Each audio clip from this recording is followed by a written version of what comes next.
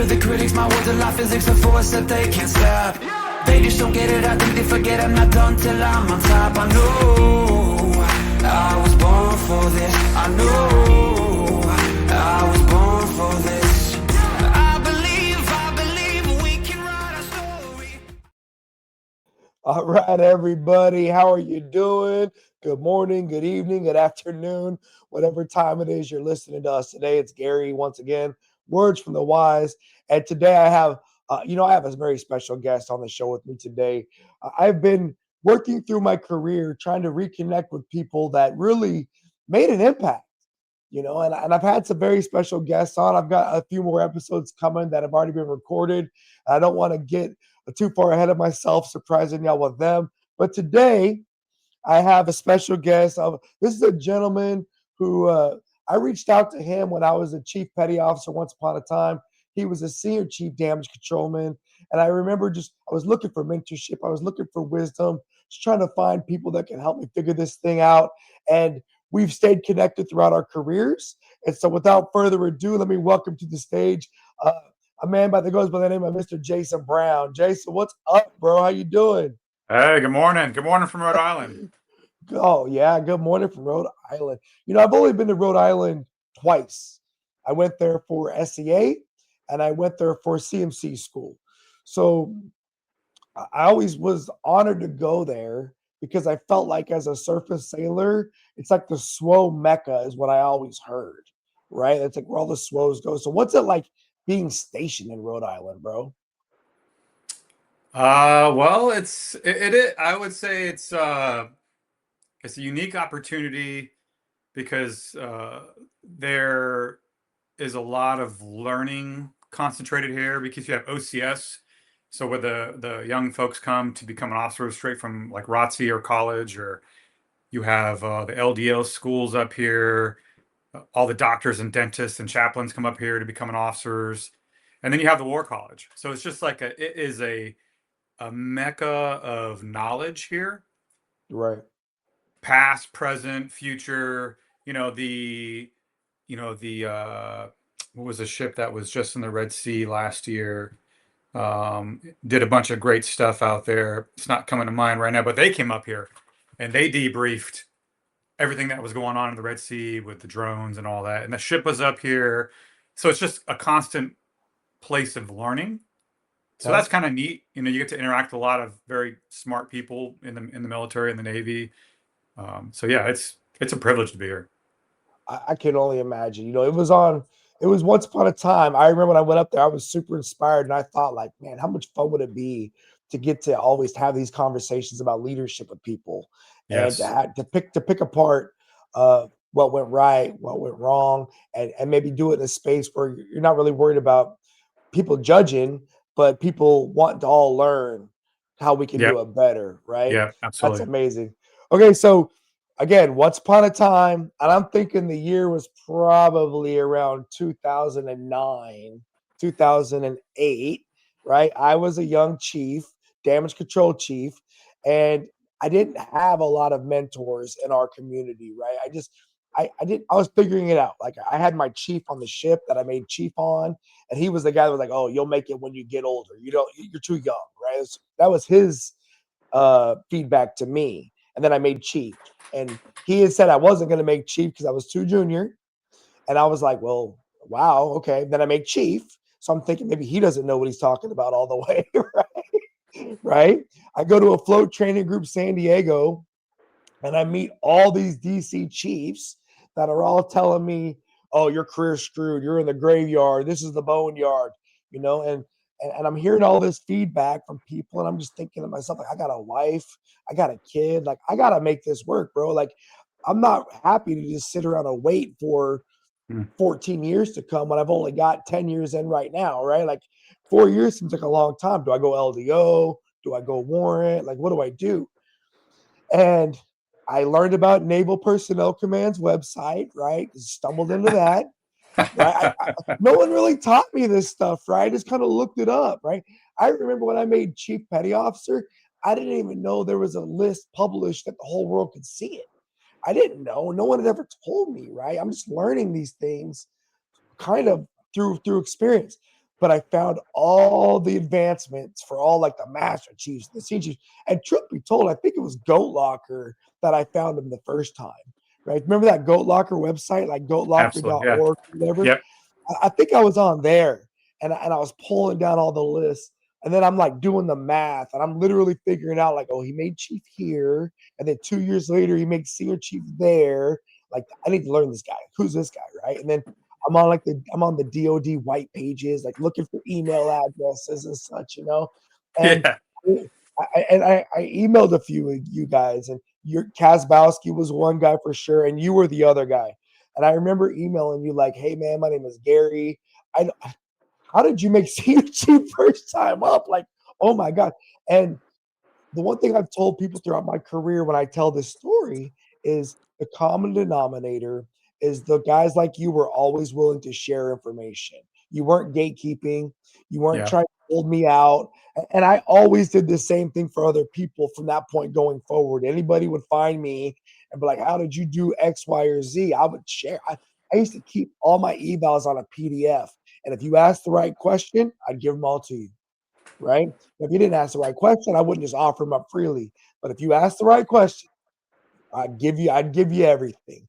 And so I want to thank you for being a mentor for me when I was fishing for mentors, right? I was looking for people to help me Mm. learn how to fish, bro. And brother, Yeah. you gave me a hook, you gave me some string, you gave me a pole, and then I went to work fishing. Right? So thank you so much, Jason, and thank you for taking the time to be here today, brother. I Mm. appreciate you, man. Yeah, man, I'm glad to be here, man. I remember that.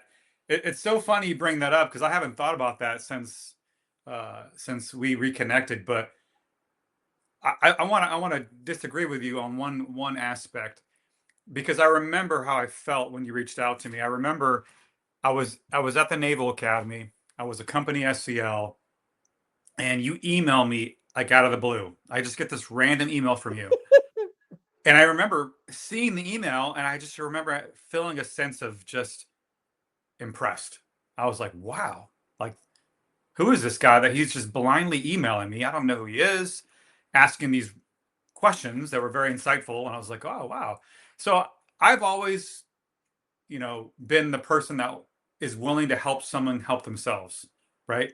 It's easier to help someone out of the ditch when they're reaching their hand out of the ditch.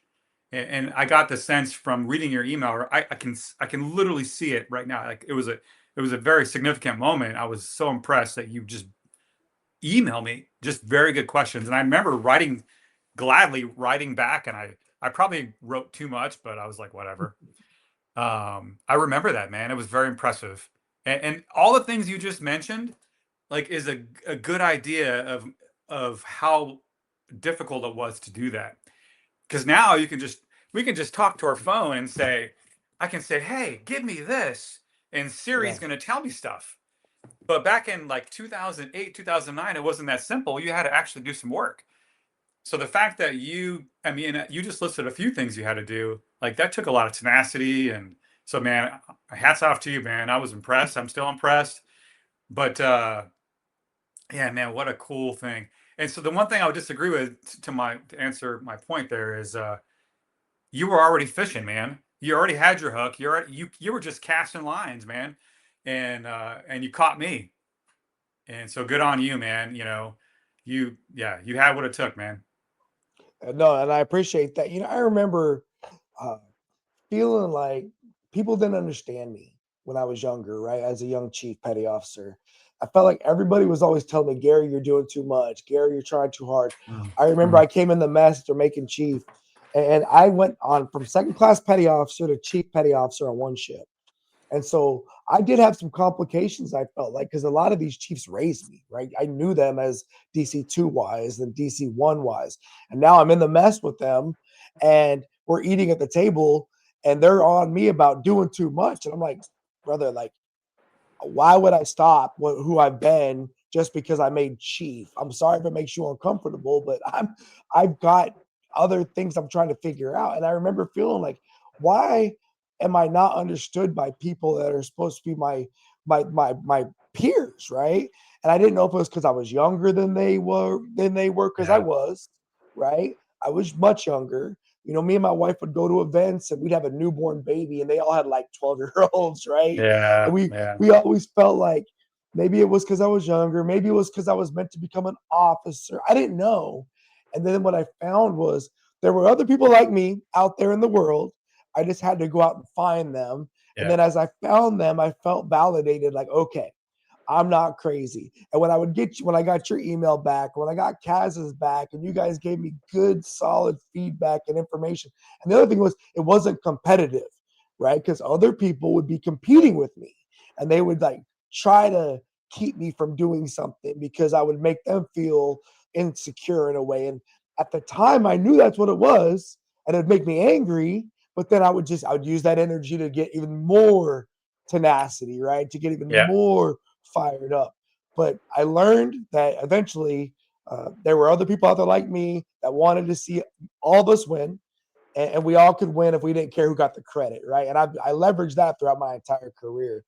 And that was the beginning of me becoming who I eventually was, like, on the Carrier Tour or as a CMC. But you and Mike Kazbowski, without a doubt, and then Mark Weathers were probably the top three from the damage Mark control. And Weathers. Mark Weathers, bro. Mark changed my life, dude. Oh, I gotta man. get Mark Where's on that here, guy bro. at? Retired in Missouri somewhere, probably riding a four-wheeler in the snow, bro. That Right? guy, man. I can tell you a story about him later, but yeah. Yeah, Mark was my Oh. him and Brian Nelson changed my life, man. For sure. All right, Jason, let's get into you, dude. So when you were growing up, yeah, you're in New England now, but did you grow up? What part of the states did you grow up? I grew up in Southern California, a place called San Bernardino, Inland Empire, close to Los Angeles. Yeah, man, the IE, bro. So how amazing is it you're living in New England now, but you're a kid that grew up in the IE? Like Oh, man. culturally, so much different, right? You know, yes. Climate wise too. I really like the East Coast because of the seasons. I Right. really enjoy just I feel like up here you get the full embodiment of every season. Like Yeah. fall is just amazing here. Winter, it's cold, bro. It's Yeah. it is it's cold here. We got snow last week, so that's pretty neat. Growing up in an empire, and it was pretty much summer all the time, but yeah, man, it's pretty cool. Culturally, I would say there are some similarities culturally, but there are definitely some differences. There's a lot of history, American history here. Hmm. Just up the road is an old Revolutionary fort. That's pretty cool. But yeah, man, it's pretty cool. One of the neatest things is going to sound silly, but when you're a kid and you're like in grade school, and when Thanksgiving comes around and you have turkeys on the wall, or you have Hmm. like pilgrims and Indians and corn and all those things, the imagery that it's associated with Thanksgiving. But when you grow up in a place like Southern California, there are no turkeys around, right? There Yeah. are no like holly trees. But when you live in the New England area, you see all these things in real time. For a California kid, you're like, oh my gosh, now I understand. Yeah. That's why we do that. Right. No, I agree, man. Again, I grew up in Utah, and I tell people when I go to New England, there's a lot of connections to American history that we just don't have out west Yes. because our history is a little bit different, right? Yep. And so when you're up, and then the other thing is looking at the construction, the way the houses are built, the neighborhoods are built. Yeah. It's just a really cool part of our country, and that's one of the great things about America is you could just travel the country and see all kinds of nuances to our fabric, Yeah. right? And I could Yeah. probably be happy never leaving the USA again and just traveling our country and finding new places to explore. Um, Yeah. now, now, Jason, when you were in high school, right? Because I'm a teacher now. I have a lot of high school students. They do listen to the podcast, and a lot of them are trying to figure out life, right? They're trying to figure Yeah. out what are they going to do when they grow up, essentially. And it feels weird watching them go from freshman in high school to senior because there's so much that changes in just those 4 years. And it's weird because as a sailor, I'd get these 18-year-olds and they'd be like little babies. But now as a high school teacher, I'm looking at my 18-year-olds and they're like old people almost in that sense, in that space, right? Because they've gone through so much in that era. what were you thinking about as a high school person? Do you remember your thought process when you were going through high school? Were you like super into athletics? Were you like, I'm going to college? How was that for you? So for me, I knew I wasn't going to go to college. That was pretty evident to me. It just wasn't my path. I wasn't very focused and disciplined when it came to education at that age. And a lot of that has to do with my home life and upbringing, and what my parents modeled. In my family, unfortunately, higher education just wasn't valued. And there's nothing wrong with that. That just wasn't their Mhm. path. So for me, the military seemed like the obvious choice. My grandfather was a World War II veteran. He served in Papua New Guinea in World War II and was injured and discharged after being injured. And I remember as a young child the stories of his service in the war and fighting the Japanese during that time. And he still had his bayonet, he had a pistol, he had all kinds of stuff.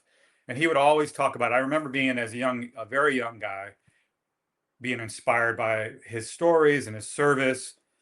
So I guess it was in my DNA, My great Mhm. grandfather was a World War One veteran, a decorated World War One veteran in France. So yeah, definitely it was in my blood.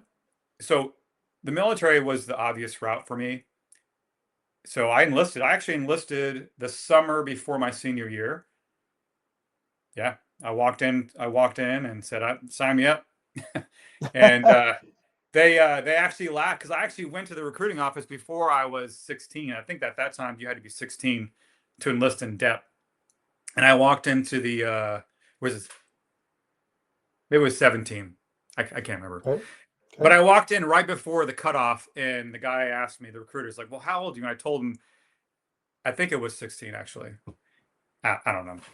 Mhm. And I told him, I was like, "Well, I'm this age," and he's like, he kind of chuckled and says, "Well, when's your birthday?" And I said, "It's October." He's like, "Yeah, come back after your birthday." And I did. I came right back after my birthday, and I was like, "Sign me up. I'm ready to go." And so I was in the delayed entry program for a very long time. So my entire senior year, it was clear, it was evident, like, hey, and I would just tell people, yeah, I'm leaving for the Navy after high school. I'm Right. already signed up. I'm already going.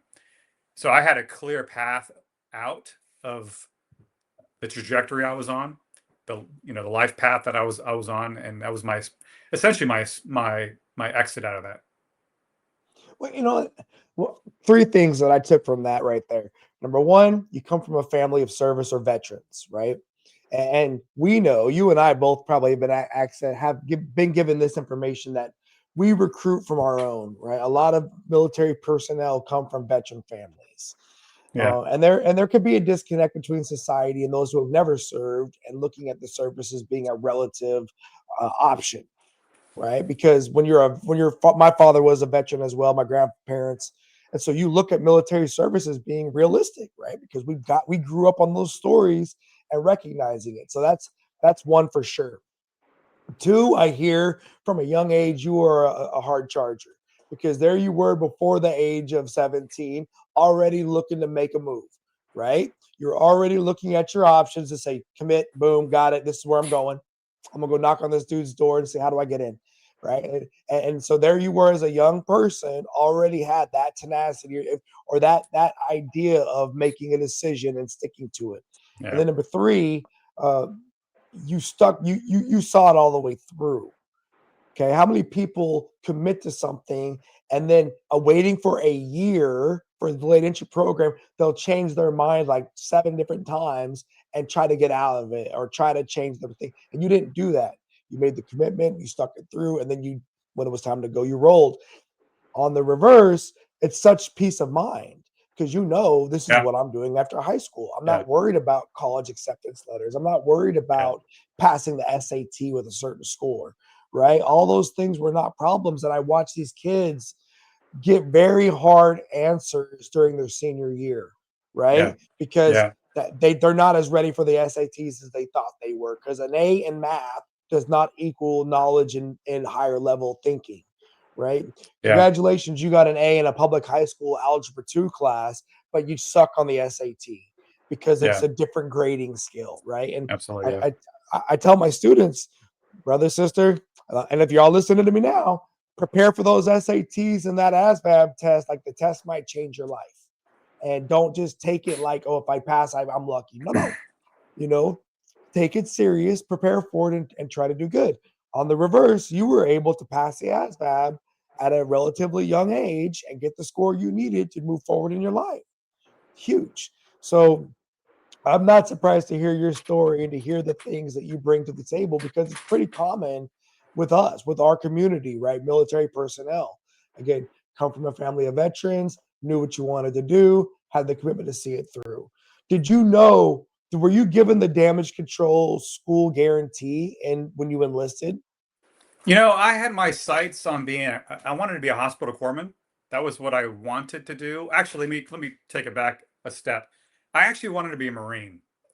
Mm. That's what I really wanted to do. And I think a lot of it had to do with I saw a movie as a young guy by Clint Eastwood, Heartbreak Ridge. Mm-hmm. Oh man, one of my favorite movies as a kid, man. And I think that's what really inspired me. Like I want to do that. And so the first place I went was the Marine recruiter.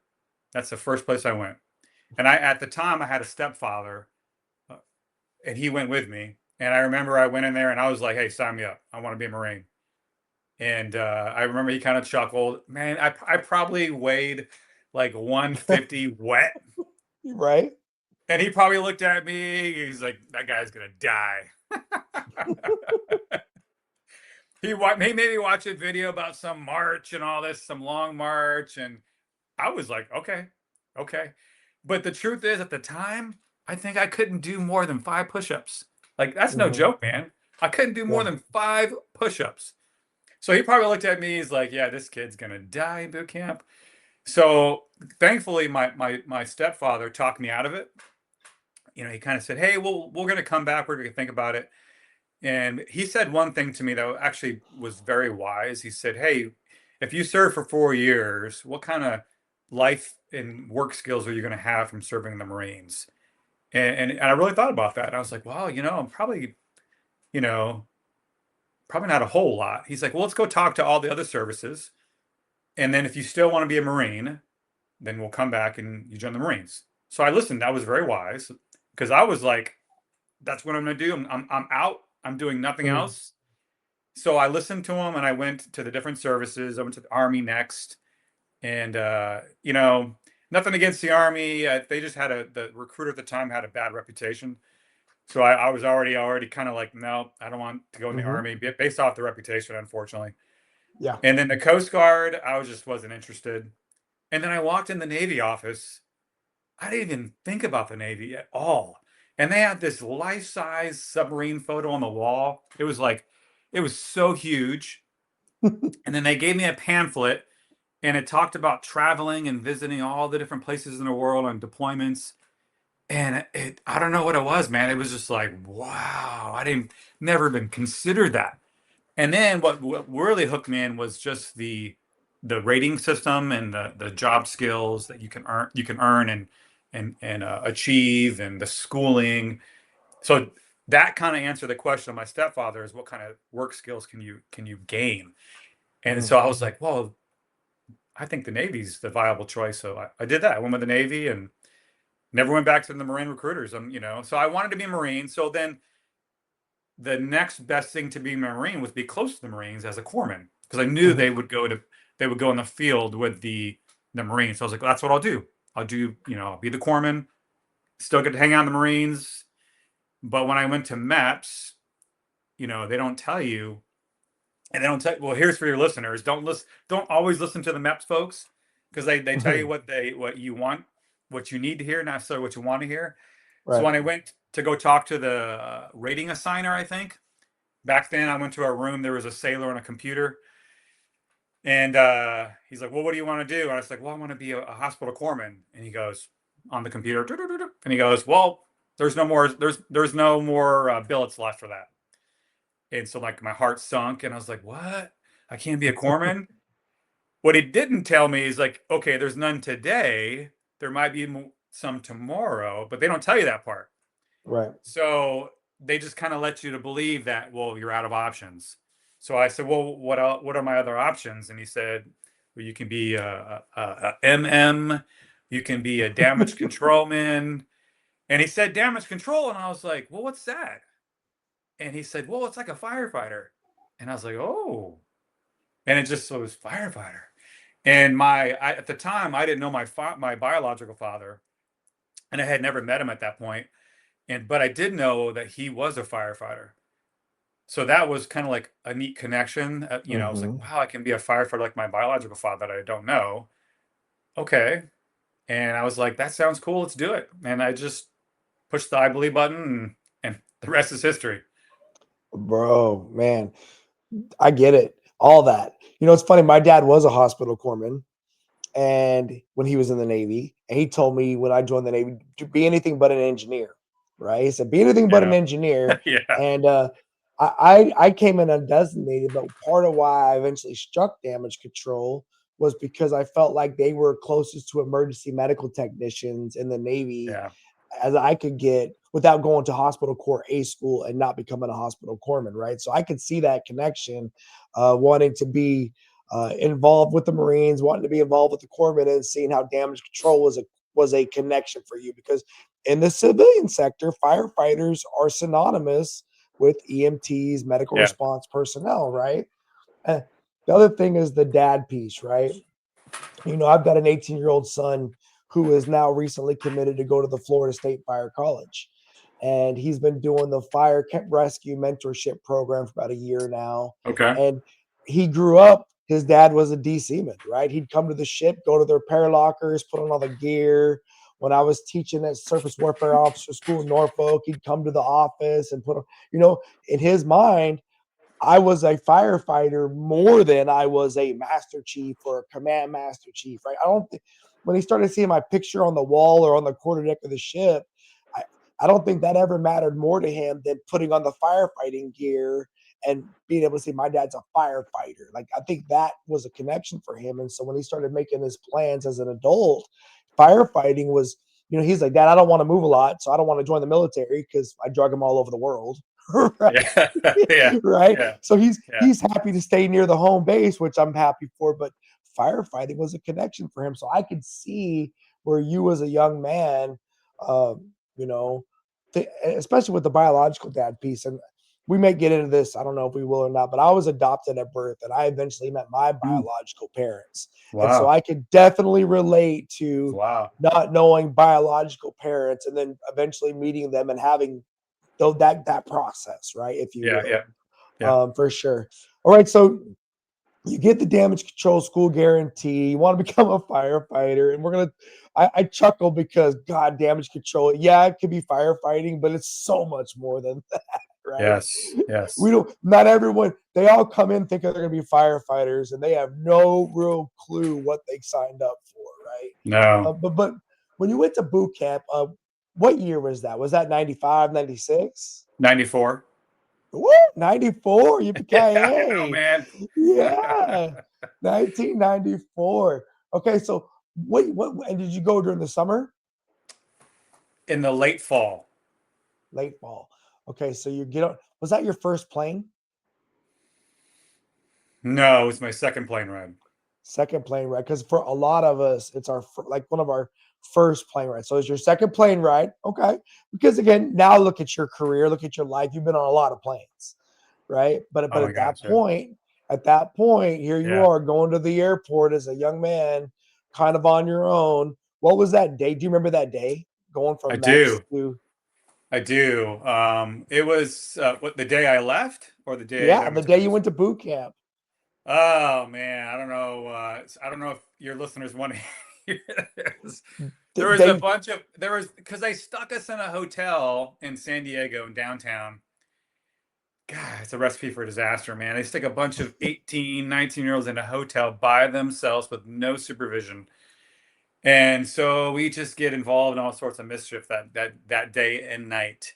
It's almost like Anchorman, almost to the T. Like we were roaming the streets, just raising all kinds of heck, man. Drinking. We were yeah. drinking, underage, doing all that stuff. And I think at one point we were, oh gosh, I'm gonna. throwing things off the top of a 10-story building, just being dumb, man. We're being so Yeah. young. We're young, right? We're so excited, right? So I don't think I slept but maybe an hour because we're up all night, just raising all kinds of heck. And so to go, I remember going to the airport that morning. I was so tired. And then, and all of us who had went together that were going together, we fell asleep in the gate, like on the floor, and we almost missed our plane Oh because we were no. so tired. I remember them waking us up and we're just like laid out. People were probably looking at us like we were bums or something, man. But we were Yeah. just because we were up all night raising all kinds of heck in downtown San Diego because we're excited. We're going to go start our life and going on an Yep. adventure. And so going, and I slept on a plane. And then I get there in Chicago, and I was just kind of out of it. I was kind of just I was tired. I was probably hungover, if I'm being honest. Mm-hmm. Yep. And so it was kind of all of a blur. And then they got us. We got in late, and then they put us in some temporary barracks after they marched us around, put us in our blue PT gear, took away all our clothes. That was quite. You probably spend like 2 hours talking about that night. Yeah. Put us all in a big room and make us change our clothes with like 100 other guys. And yeah, so that was kind of a blur. And then of course, I don't know, a couple hours later, boom, boom, boom, boom, boom, boom. Here comes the trash cans. Here comes the strange RDCs scaring the crap out of you, waking you up and getting you going. And I think from that point, it's just a blur, man. You know what? I got so much about that story I love though. My favorite kind of resiliency, I'll be honest with you, is those sailors that go out, tear it up the night before, and still come in and put in a good day's work the next day. Right? I think there's something to that heritage. And not everybody Yeah. likes it. Not everybody's a fan of that heritage, right? DC3 Wise, the night I made third class petty officer striking out of the pit, I was on duty.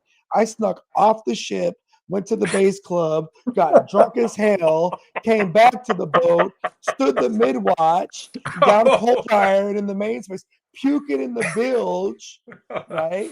The 4 to 8 came down to relieve me. I'm down there dying, Oh right? man. And I never, but I got up the next day and put in my work, right? And Yeah. Yeah. while I appreciate a lot of the things that have changed in our society with technology and cell phones and all these things, I think there's something to be said to those Americans that could go out and do that, dig deep, and still fight a fire the next day, right? And not just tap out, not just quit. And I when I see people struggle with resiliency or struggle with having a hard day or whatever it is, I think back on those moments when you and those kids did that thing and you still made your flight even though you almost missed. I mean, the story starts there. And what did you see there? You saw a collective of people that chose Yep. to all commit to something. They had a fun day where y'all took risks, and yes, it could have gone Yes. violently wrong for Yes. you, Yes. right? Could have Absolutely. changed your whole life, Yep. but it didn't. So thank God it worked, right? It worked Thank out. thank thank the Lord. Yep. And then away the journey went, right? And Yeah. you didn't just lay down on the deck at Great Lakes and say, I can't do this, start crying as they send me home because you were so tired, right? You stuck it out. And I feel like a lot of people need to hear that it's okay to not be perfect all the time, but it's not okay to just quit, right? And people, unfortunately, I see it a lot with young people. When it gets hard, they just want to quit, right? Or they want to blame it on a diagnosis, or they want to blame it on what somebody did to them and not take ownership for the decision making that they had to get to that point. And it's what I love about your story. And I share these kinds of stories with my team, with my students, because if I would have ever quit at any point in time, the life that I wrote maybe would have never happened. Yeah. Right. And so Yeah. you can't quit. And so the fact that your Navy journey started off that way for me is priceless. And you never quit, and you just, and it's okay. It's okay. You're not perfect. Look who you are now. But at that point, you were just young and dumb and and having a fun moment, right? And so when you look back on boot camp, uh, was it easier than you thought it was going to be, or was it harder than you thought it was going to be? When you look back on it at the end of the whole experience. So following all the rules, marching and all that, to me, it became very easy. I did very well, and I even was recognized by the. I remember I got kind of recognized because every time I got inspected, it was perfect. You know, all the creases and folds I had to do. My bed was always perfect. I remember there was a moment early in boot camp that the RDC was like, hmm, you know, like you're pretty squared away, and they pulled me in the office, and they gave me a leadership assignment. So my hard work, my merit, my discipline, it was evident. Mhm. And it immediately got me a promotion.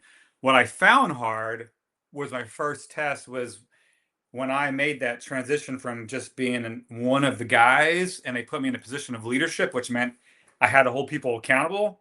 That was extremely difficult for me because my buddies that were around my bunk, that Mhm. we were always like joking and laughing, they were like, "Hey man, you're lame now." I remember they were like, I remember there was this one guy, I can see his face, and it took me a while to remember his name, but I remember him telling me, he's like, "Man, he used to be cool, but you're lame," and he stopped talking to me, and that devastated me.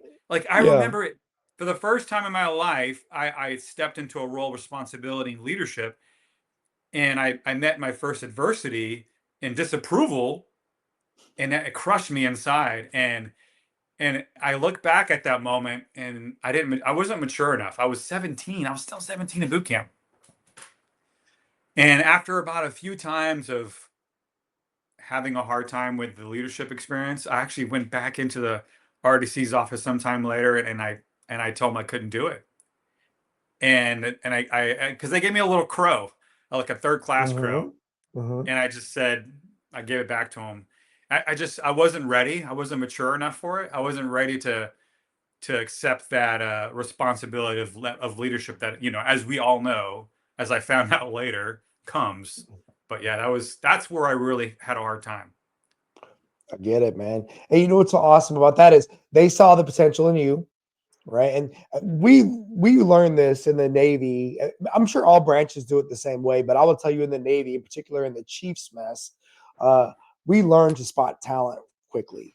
At least that's my belief, right? One of the things that I learned throughout my journey was I can almost smell talent on somebody now. I can almost sense it.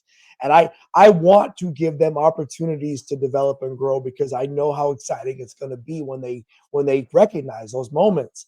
And I've seen that play out so many times in the past when I would give somebody an opportunity and they'd want to turn it back in because they wouldn't feel prepared or they wouldn't feel they'd feel isolated because it is lonely being a Yeah, leader, right? And yeah, not everybody is always ready for that moment. And how significant is this third class crow, right? Which we now know is the beginning of your leadership, visible signs. But as a boot camp member, it's a huge deal, right? You get this yeah, one little silver collar device, and all of a sudden it's a unique identifier that I am different than you are. And I don't even know what that means. And then, God, how many people in this world are going to make fun of somebody for excelling at something, right? yeah, Because they're insecure. But what if your buddy had gotten called in and he had got the crow, right? yeah, Would you have called him lame, right? Or would you have made him feel bad or whatever it is? And it's so schoolyard, but it is. I, brother, I remember one time I'm at a stoplight in Norfolk. I'm a Master Chief Petty Officer. I'm a DC Master Chief, and this other Master Chief comes rolling up to the stoplight, and I'm waiting to cross the road, and I see the guy, and I'm like, "Hey, what's up, bro? How you doing? I'm Gary. Nice to meet you." You know, and he's so and so, and he was like, "Oh, what are you doing here?" I was not teaching, but I'm getting ready to go to chip off to go to CMC school. I'm going to go be a CMC. And he was like, "Oh, you're one of those guys." And I was like, I looked at this guy, and I'm 5'6", right? I'm not very tall, right? I'm a little stocky dude, but I'm not very tall. And this dude's much taller than me. I'm like, "Are you serious right now, bro? At what time does this stop?" Like I got so annoyed at that moment at this stoplight. I'm looking at this other Master Chief. I'm like, dude, when do we not do this kind of crap to people yeah, anymore in our yeah, Navy? And but those kinds of interactions, they unfortunately they never stop, right? I tell this to my students, like, unfortunately, not everyone's always going to see what's going on in your life, and you can't expect them to always understand it, right? But I look back on your experience, And I think to myself, like, this is not going to be Jason's last time dealing with this kind of a challenge. This is only the beginning, right? Yeah. But it's going to make a mark. It's going to make a mark because you're It going to did. turn that crow in, right? And you're going to, but it also shows, I would say, humility in that you're willing to say, I'm willing to go out back out in front of all of them without this crow back on because I'm not ready for it. And you're going to give it to somebody else, and then they're going to do the job, and I'm going to watch them either succeed or fail, right? And I'm going to wonder, could I have done that? Or am I getting, because I mean, you have to think that way afterwards, right? So graduating boot camp, when it's all said and done, did you regret turning that crow back in when it was all said and done, or no? I did later. I don't think I fully understood it, Mm-hmm. but obviously it's impressed on me. I I regretted it later. Yeah. Okay. Now, after boot camp, did you go to school in San Francisco? I did. I did. Yeah, Treasure Island. Treasure Island, man. Did you? No, I never went to A school. I was Oh undesignated, man. man. But I will tell you, there is a swag factor to a DC man that went to Treasure Island, right? Okay. Yeah.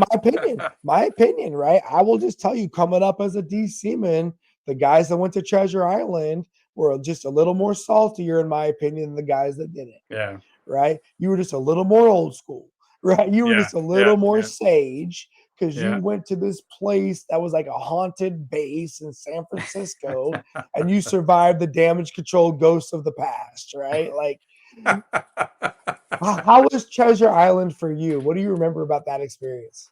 I think it was a good continuation of boot camp because I think we were the only A school on the island. The island was a base. It was a functioning base still, but it was a training hub similar to like Fleet Training Center in Norfolk or something. So it was a training hub.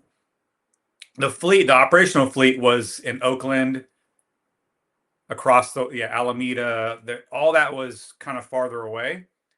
So we're an island. So we were legitimately isolated on an island in the middle of the Bay of San Francisco. So it was a continuation of being in the military. We didn't have the freedoms that maybe other A schoolers had. We still had to act like the military. So we marched everywhere. We marched to class. We marched to all of our training events. And then I felt like I was fully immersed in the damage control experience as far as maintenance. We actually did real maintenance. We did real training. So I felt like when I went to my first ship, because of my experience in San Francisco, I felt like I was ready. I was prepared. I knew my rate. I had a good idea how to do maintenance and how to put on gear, and because I fully exercised all that for it was like 6 or 7 weeks, man. It was a long time. Yeah. And I was still a military sailor. We were still military branding was important to us. We actually had a fleet returnee, a first class. He was an OS1, and he came and he changed rates to damage control. Because I don't know if you recall at the time, the damage control rate at that point was still on its rebound, because the Navy had got rid of the rate for a good amount of time. I don't remember how many years, probably a decade. Mm-hmm. And around that, in the early 90s, they just brought the rate back. So there was still this remnant of other sailors from throughout the fleet flocking to damage control because they needed to fill the ranks, and people were making rank very fast. So this OS1 was our class leader, and he ran us like an RDC, man. So we hated him because we're like, we're done with that, but nonetheless, we were still very much military branding was more important. So I think all that, I was ready to be a damage controlman. I have so much pride in being a damage controlman. I got there not because I struck DC. When I struck DC is because I thought they didn't have a job. Personally, I was the DCPO. I was undesignated fireman in the pit, and I was like, these dudes have shops. They're watching movies. They're listening to music. Like, I'm doing all their damn maintenance. I'm a damn DCPO, right? That's what I thought. I had no clue about the HFF maintenance or the CHT system. I had none of that awareness. I'm in the pit painting hot valves silver, right? That are bubbling as I'm painting them. And so I'm like, I'm gonna become a D seaman. But as I grow through the ranks and as I learn about the heritage of the carpenter's mates, and as I learn about the heritage of the damage control rate going away and then coming back, I had so much pride in the rate. Um, and then I look at the training that the Navy gives to the people that come into that community, and I feel like they really miss opportunities. And I would bring this up when I was at SWAS because I felt like part of my job at the senior enlisted DC school was to speak on behalf of the community and to help them try to improve it. I'd say, senior enlisted DC men need leadership training. I'd say almost as much, if not more, than in-rate technical training, Yeah. because in order for you to succeed on the ship, you've got to inspire everybody to care about damage control, Yeah. right? And if you can't do that, you're going to fail, right? If Yeah. you cannot inspire them to want to care about their space readiness to go to sea, right? The zone inspection program, the safety of the ship and everybody on the ship, like that level of leadership development training is just not baked into this 5-week training that or 8-week training we'd give them to run repair locker drills or whatever it was. I don't know if you ever went to DKs or not, but that I did. training, right? They didn't focus enough on leadership for that community. And then when I look at DCA school, not Treasure Island, but what this 3.5, 4-week thing was that at Great Lakes, especially when we got away from doing actual maintenance and was doing more of that CBT, computer-based training. They lost a lot of that, right? Yeah. And the shore duties all went away because the pump shop went away and the watertight door shop went away. And they started sending us all to recruiting duty. And I loved recruiting. Thank God recruiting gave me leadership training, right? Just like you got leadership training from when you went to the Naval Academy, right? Those shore duties were probably significant parts of our career development that helped us be successful on the deck plates as DC Chiefs. Because the guys who didn't get those duty stations struggled because they didn't have those skills that we got from those shore duties. Yeah. Right. But I feel like the Navy, I still feel like this until they take the damage control rate seriously and either number one, plus them up like 60% because the amount of PMS they've got to do is incredible, right? Or really come up with a smarter strategic way to split the wealth of that maintenance, because maintenance alone will kill you as a damage controlman, let alone training and actual preparation for real world response, right? Because like I know, the majority of our time is spent doing maintenance, right? Even though theoretically you would think it's about training and drilling, it's really maintenance. It's so much maintenance, So I'm glad to hear that at your A school experience, you went to the fleet feeling like, hey, I'm prepared to touch equipment. What was your first duty station after A school? Did you get a picket or did they give you orders? So it was based off of merit in the class. So the highest GPA in the class got to pick first. I was like somewhere in the middle. Okay. And so I picked a destroyer out of Charleston, South Carolina. At that time, we still had, before BRAC, which is when they started disassembling, shutting bases down, we still had a bunch of ships in Charleston, South Carolina. There was a naval station there. Yeah. So I picked a destroyer that was there. And I just wanted an adventure, man. I joined the military for an adventure. So I didn't want to be in San Diego. I didn't want to be anywhere in California. I wanted to go. And so I chose the furthest place I could that was left available. And Charleston was it. So I went to Charleston, South Carolina. It was a destroyer. And it was scheduled a home port shift to Mayport. But then last minute, they ended up shifting it to Norfolk. So, which was fine by me. I just wanted to be on the East Coast. What was the ship? USS Nicholson, DD 982. Nicholson. Okay, Nicholson. Nicholson. What's the story behind that name of the Nicholson? Do you remember? Was that's not the Sullivans? What was the Nicholson? Oh, man. So, which is funny. I confused them because I was on the Nicholas and the Nicholson, which is they're very similar names. Nicholas, I know, is a Revolutionary Revolutionary War type deal. Oh man, good question, man. I should know that.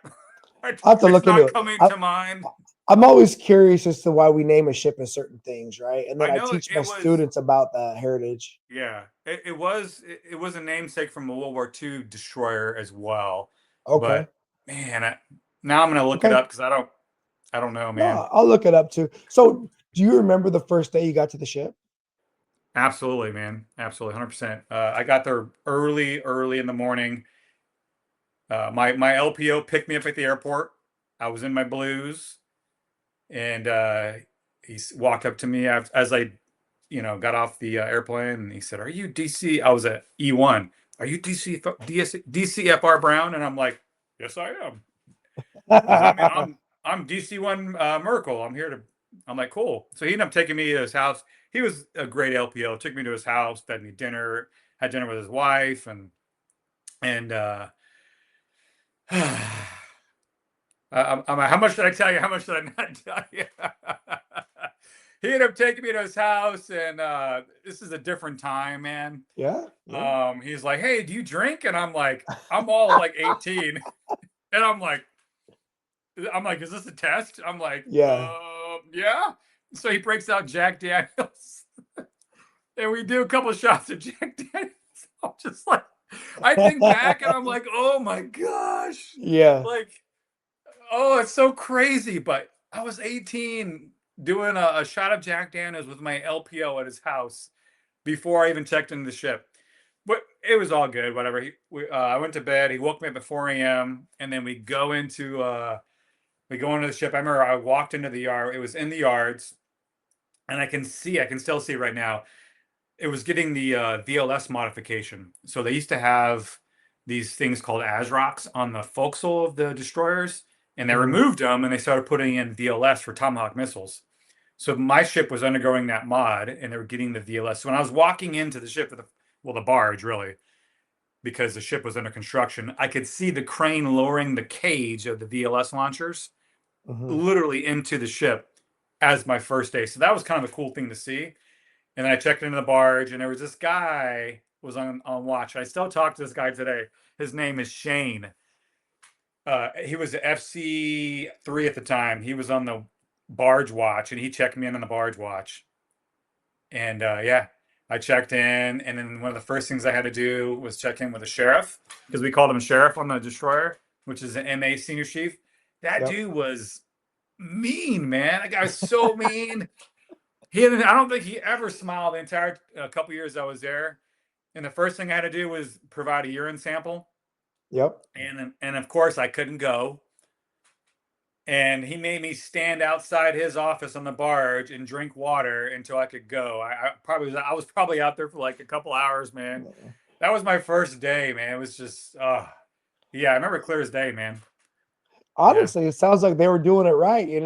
The yeah, one of my things as CMC is I would often look to see, are we getting our urinalysis done on time for new report ins, right? Because that's an indicator of a ship program that's either yeah. being ran appropriately or not, right? So to hear that they got you within the first 48 72 hours is actually a win, Yes, yes, right? yes. Is actually a win. The other thing, when I think back to your LPO story about him taking you to his home, and actually giving you somewhere to sleep at his house before he took you to the ship, because could have took you to the ship and just dropped you off, Could have, right? yeah. And unfortunately, that's what happens a lot nowadays, right? You're just, I'm actually being nice to you, giving you a ride, bro. You could have Ubered, and I'm just going to drop you off at the Brow, and I'll see you tomorrow. And here's this young sailor, just now what, right? And he didn't do that to you. And the other piece of that is, I wake up every day ready to die, still.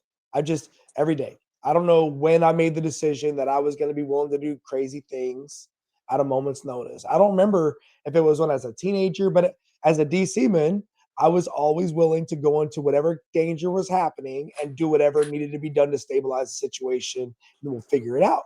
And I tell my students every day I go to school, if something was to happen, God forbid, I would do whatever I had to do, and I wouldn't even think twice about it, because I just how I live my life now. And when I think about the people that I'm willing to die for, right? That kind of a person is somebody I'd probably have a loyalty to, like, because we're connected more than just you drop me off at the ship at midnight, right? You actually took the Yeah, time to get to yeah. know me, talk to me. connect with me on a level of being an adult, right? Not just an 18-year-old, but like a shipmate, right? And oh, by the way, we're gonna get up tomorrow on time and we're gonna go to work, bro. You're not gonna sleep Yeah. in. If this Yeah. 3 shots of Jack put you under, you're gonna get. It's not gonna work, right? And away we go.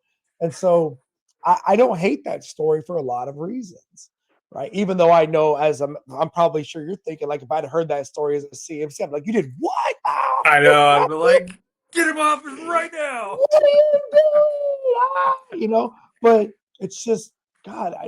When I look back on my career and I unwind some of the stuff that I got shoved up my back, as I tried to be the best company man as possible, I I, I always want to have grace, right? I always want to have grace, Yeah. and I would like to think that if I heard that story, I'd be like, well, there's worse things you could have done, bro. That's not the end of the world, right? Just Yeah. maybe in the future you don't do that, but at least you didn't just drop off at midnight, and Yeah. because God, I always hated those stories that our new reporting person shows up to the base and there wasn't a van to meet them or whatever. Like we suck, right? Like, Yeah. Yeah. yeah. So okay, so how long are you on in the barge before you actually get to move aboard the ship? We were probably in the yards for about a good year, man. It was a huge mod. It was a huge mod, man. Yeah. It was. So that's tough. Yes, it was tough. It was it could have been short of a year, but it was I in 1995 was a wash. It was just the yards, coming out of the yards, all the I don't have to tell you all the Yeah. efforts and work that goes into getting out of the yards. 95 was yeah, that was a wash, man. So by the time you got to the ship, you were old school already, right? You knew what you were doing at that point. Yes. Oh my gosh, late nights. Oh my gosh, 2-a-days. When I say 2-a-days, I mean like drills. Yep. 2-a-days. Like it was so much work, man. When you think about the drills and the training and everything you had to do for the shipyard, did you have any idea how dangerous did they really understand how dangerous the shipyard environment was? Did they explain that to you? Like, because you really don't have what you need to fight a fire on a ship in a shipyard, right? Not back then.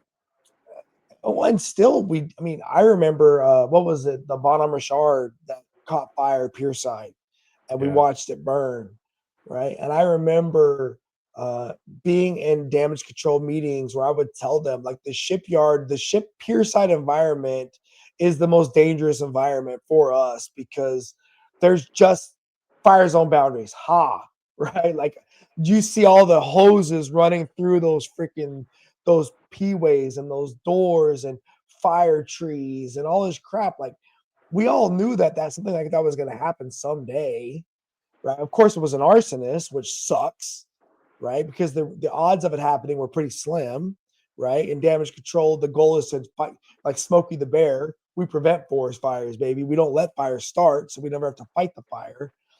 But those days pierside in the shipyard environments used to keep me up at night, because that was where I just knew we weren't everyone's sleep on the barge. They're not on the ship, right? Yeah. If the bells ring, if a person gets hurt and they're in the shaft alley and we've got to get them out of that space, we're going to bring the base fire department on. Okay. Like, that sounds good, but it's not as easy as it sounds.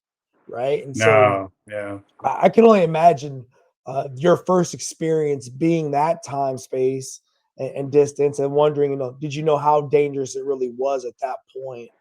Probably not, right? You're just doing the job. On board the Nicholas, did you end up finally deploying? So for the Nicholson, which was the first Oh, one. the Nicholson, yeah. Did you deploy? I did deploy. I did. I deployed in 96 and 97. 96 to 97. Was it a med cruise, or did you guys do like south? A Gulf cruise. Okay. So we left out of at that point we were in Norfolk. We left from Norfolk into the Med, make your one stop, and we transit the Suez Canal into the Gulf. Spent most of our time in the Gulf, and then transit back. One stop on the way out. Yeah. And you're living on this ship now. You've been on the berthing barge in the ship. You didn't have an apartment out on town, right? You were living on board. No, yeah. So back then, yeah, in the shipyard environment, even then we had a barracks room on base because It was, you couldn't live on the barge. It was Okay. inhabitable. You couldn't live in that Okay. environment. It was in the actual yard period. So yeah, it's just impossible. So we had a Okay. barracks room for the yard period, but once the ship was up and running, that went away because we lived on the ship. So I lived on the ship as a single sailor once the Mhm. ship was up and running. How was the home port shift to Norfolk?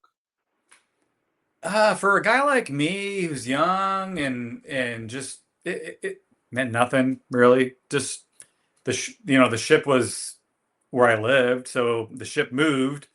Just the scenery changed really. So I didn't have a family then. I wasn't married, Yeah, didn't have kids, so it was just another adventure. So I was excited. nice. No car, nothing like that to worry about shipping up north. I had a motorcycle.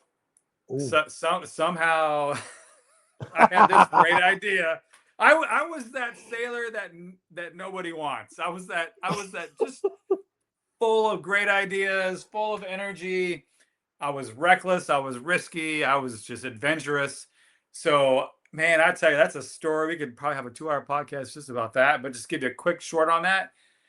I was so impressed with motorcycles. I had never like on my own rode one. I didn't even know how to ride one. And a buddy of mine on the ship had a Honda. Ooh, Uh, crotch rocket. no. It was like a No. wannabe Harley Honda. I can't remember what the name Okay. is, but he Like had a one of those. shadow. Yes. Yeah. So I said, "Hey man, can you teach me how to ride?" So in the parking lot of the barracks, he taught me how to ride it.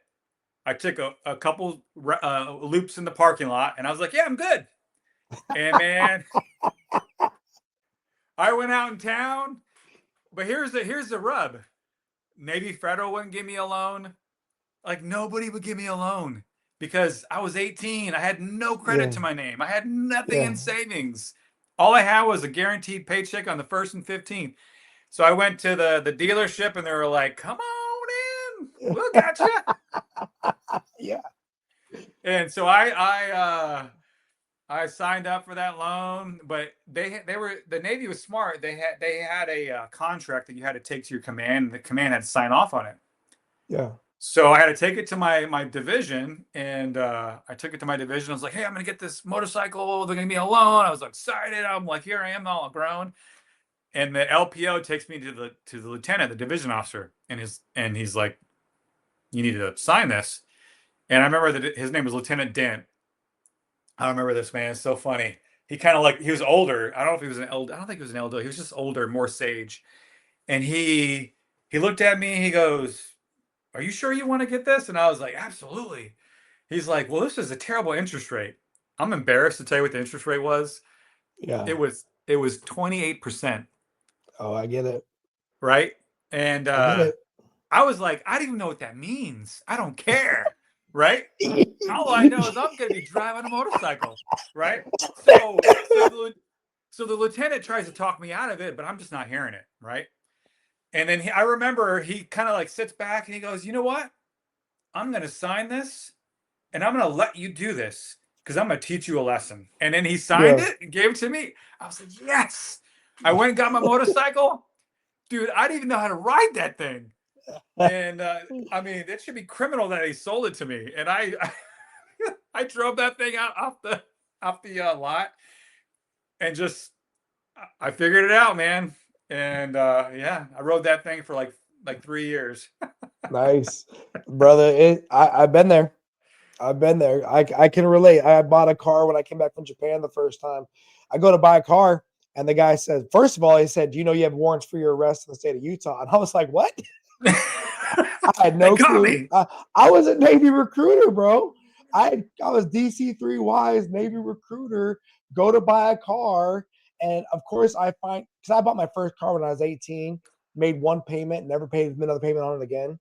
Right, so they ended up repossessing my car, and I joined the military. Leave, come back to the States. I got warrants for my arrest. Like all kinds of crap going on. They gave me a car finally, and I had like a 28% interest rate. I had no clue what I was doing.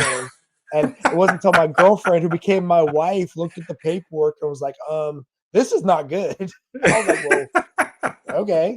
Like yeah. And so I can relate, bro. You were not the only one that was just trying to figure it out, bro. And Yeah. what are you gonna do? Life, right? Yeah. Okay, so do you remember on your first deployment, your first Liberty port? I do. My first on the actual deployment? Yeah. Sure. Yeah. So the first Liberty port in my deployment was, I'm mixing them all together now in my mind. That's a good question. Hmm.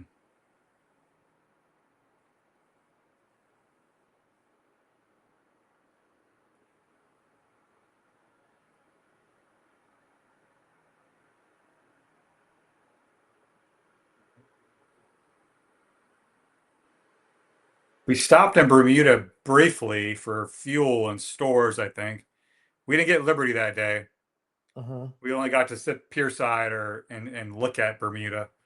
And then we shot across the Atlantic, went through the Straits of Gibraltar on Christmas Day. I remember that. Mm, So we took photographs with the Straits of Gibraltar with the big rock in our background as we're yeah, passing yeah. through the straits.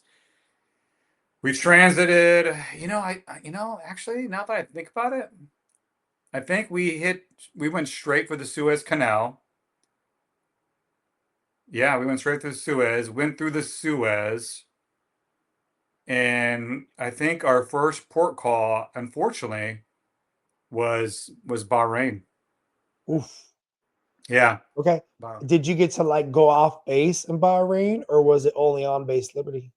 Yeah, at the time there was some heightened security Mhm. concerns, and it was so heightened. I remember they had the Marines on the pier. They had all kinds of like gun mounts and stuff set up. Something was going on at the time, and I think it was with Iran and all that.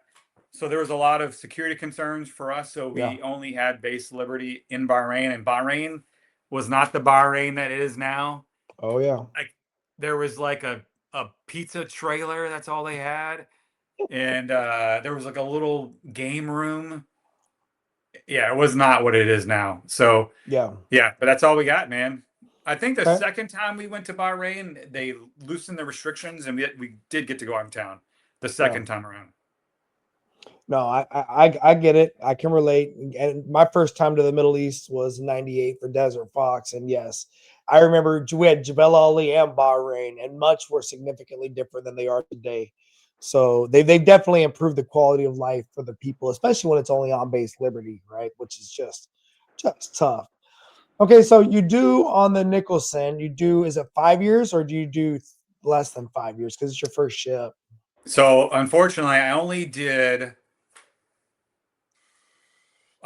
2 years, and that's because I got hurt. And that was a major pivot in my young career, a major pivot. And I look back today, it was because my trajectory was going this way, and if I'm being honest, man, I'm a man of faith, and Mm-hmm. it was very providential. I got hurt really really bad, and I got taken off the ship, medevaced. We can spend a whole 2 hours talking about that experience, but yeah, I got taken off the ship at the end of the deployment, at the very last month, because I was really really bad hurt, and made my way back to the States eventually after going through various countries and surgery and recovery, and Was I it a never went ship back. accident? Like, was it an accident on board the ship or? Yeah, so more embarrassing stuff, so when you're young and risky and adventurous, well, we had a swim call, Mm. and hold on, my wife just texted me. I got to look at this. Yeah, I'm gonna respond to my wife really quick. Yeah, no worries.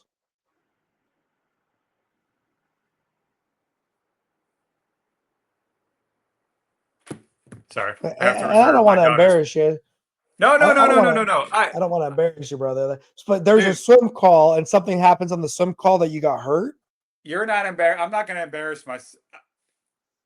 It's out there. I Because still run into people today. They still remember 30 years later. You can't escape your reputation. I'm here to tell you. So I'm I'm over not here gonna like. cringing right now, waiting to hear what you're gonna tell me, bro. Like my CNC So mind is like, oh my god, a swim call, and something happens so to a sailor. so we had a swim call. We locked the screws, and we secure CHT, all that stuff. Put the rib in the water for the shark watch, all that stuff, right? And Yeah. it wasn't our first. This was our second swim call on this deployment, so we were already used to it. On the destroyer, on the Spruance, the way the ship of the hull was built in the very back, it was very narrow. It's not like the Ollie Burke it had a wider breadth. So the screws at the very fantail were kind of exposed to tugboats. So they had to construct these guardrails that came out Okay. to keep the tugboats from hitting the screws. They're called Okay. guardrails. Okay. So when we first started, they taped off that area so that no one would jump by the guardrails, because the guardrails protruded out of the sides of the ship about a couple feet. Mm-hmm. So it was dangerous. So our ship is all male. There's no ladies in the ship. Mm-hmm. Lots of adrenaline. Lots of just watch this, do this, dare, all this stuff, right? Which is all good, right? And so we were doing flips, we were doing I was doing all kinds of stuff, just having fun, right? And after a while, either the watch or the boundaries kind of evaporated. There were no more boundaries. Mm-hmm. And there was this EM2 who did this really awesome. He ran and jumped over the rails, and it's like a 15-foot drop. He like jumped, cleared the rails, dove head first, and I was like, wow. And so I was like, I got to top that. So I said, hey, everybody, my last final words before it happened. I said, hey, watch this. So in my mind, I was going to run, handstand off the top rail, go off, project myself up into a flip, into a dive, into the water. That's what I was going to do. Cool. I worked it out in my mind. So I was like, here we go. I said, watch this. And I ran full speed, went for the top rail, grabbed it, went up. Well, I didn't calculate gravity and inertia. So as I went over, I didn't let go. Oh. Because I couldn't let go. As my body went over, I went all the way over, completely around. I hit the side of the ship. Here's the rub, man. It was right above the screw guard. So I went straight down after I went completely around. And my knee hit the screw guard first, shattered my kneecap, it ruptured my patella. I didn't know at the time. And then my hip and my abdomen caught the rest of the screw guard. I never hit the water, man. And so I was stuck on the screw guard. So I remember I still remember it, man. It was like a flash in my brain. It hurt so bad. They got me off the screw guard, and they got me back on the ship. And I just knew my leg didn't work. Like my left leg, it didn't work. It was like dead. Bro. And I had all kinds of just pain. And they got me in medical and triaged me. And we were in the Indian Ocean. And we were I think we were planned to pull into Djibouti the next day for fuel. We were that close. So they stabilized me, and we pulled into Djibouti the next day, and then they had no choice. They left me. So Djibouti was not Djibouti that you know now. There was no American presence there. Right. There was a French military field base there. So they left me in Djibouti with the American consulate and the French, and I got dropped off. I kid you not. They gave me a brown envelope with $1,000 cash and typed orders and said, good luck, and left me there. And I had to find my way with the help of the consulate back to the States. They didn't leave you with like a buddy to help you navigate everything, like a medical attendant, something like that? They talked about it, but for some reason they decided against it. Maybe the consulate, it was an Army colonel that worked in the consulate Maybe they had a conversation with him. Maybe he's like, I got it. Don't worry. I don't know. Yeah. I wasn't privy to that conversation, but they left me with them. I got left into. I was actually at a French military field hospital with their French army and with the consulate, and they were Man, like, "Hey, good luck."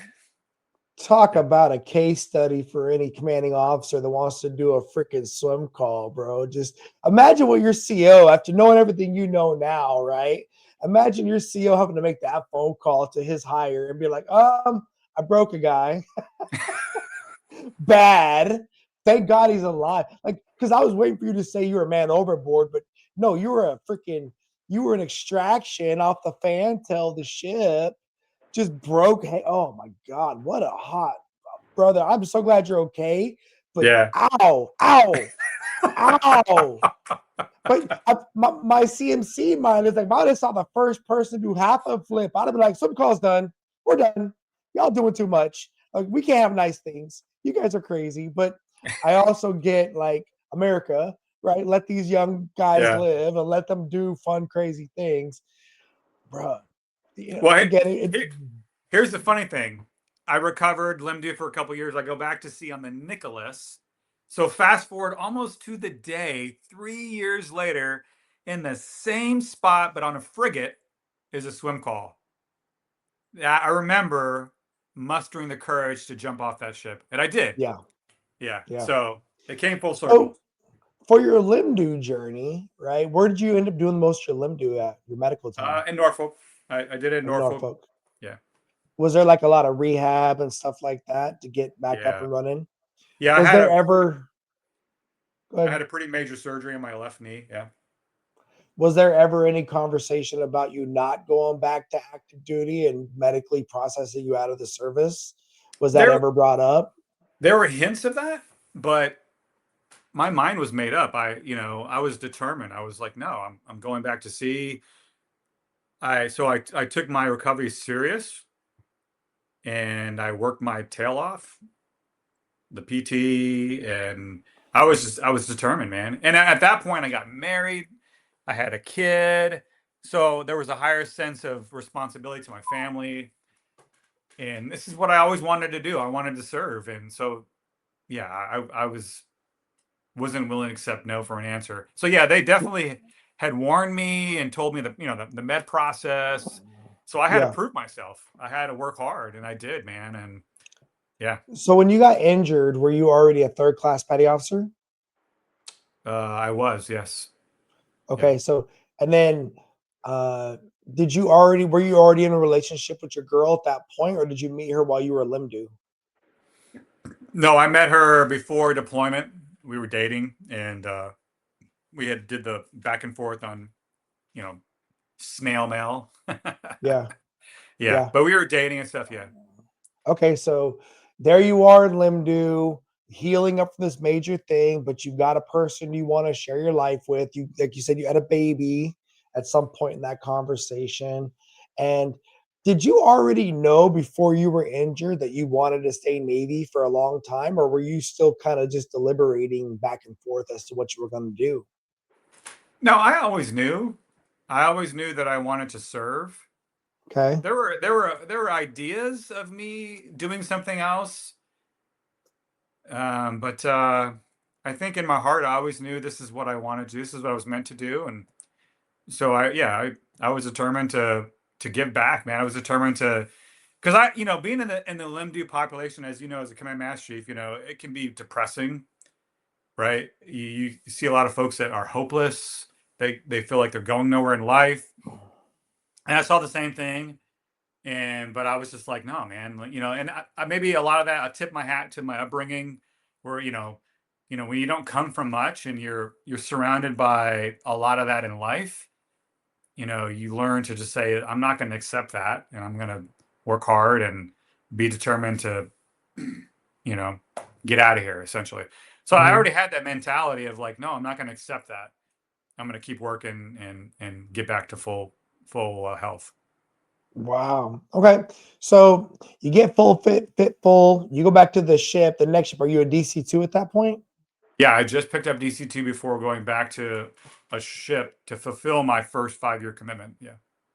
Okay, so when you look at that next tour, right? That it's a 3-year tour, I would imagine, on board that second ship. What do you leave that ship as? Do you leave that ship as a DC-1 or as a chief petty officer? No, still a second class. That just I had made first right after I left the second ship.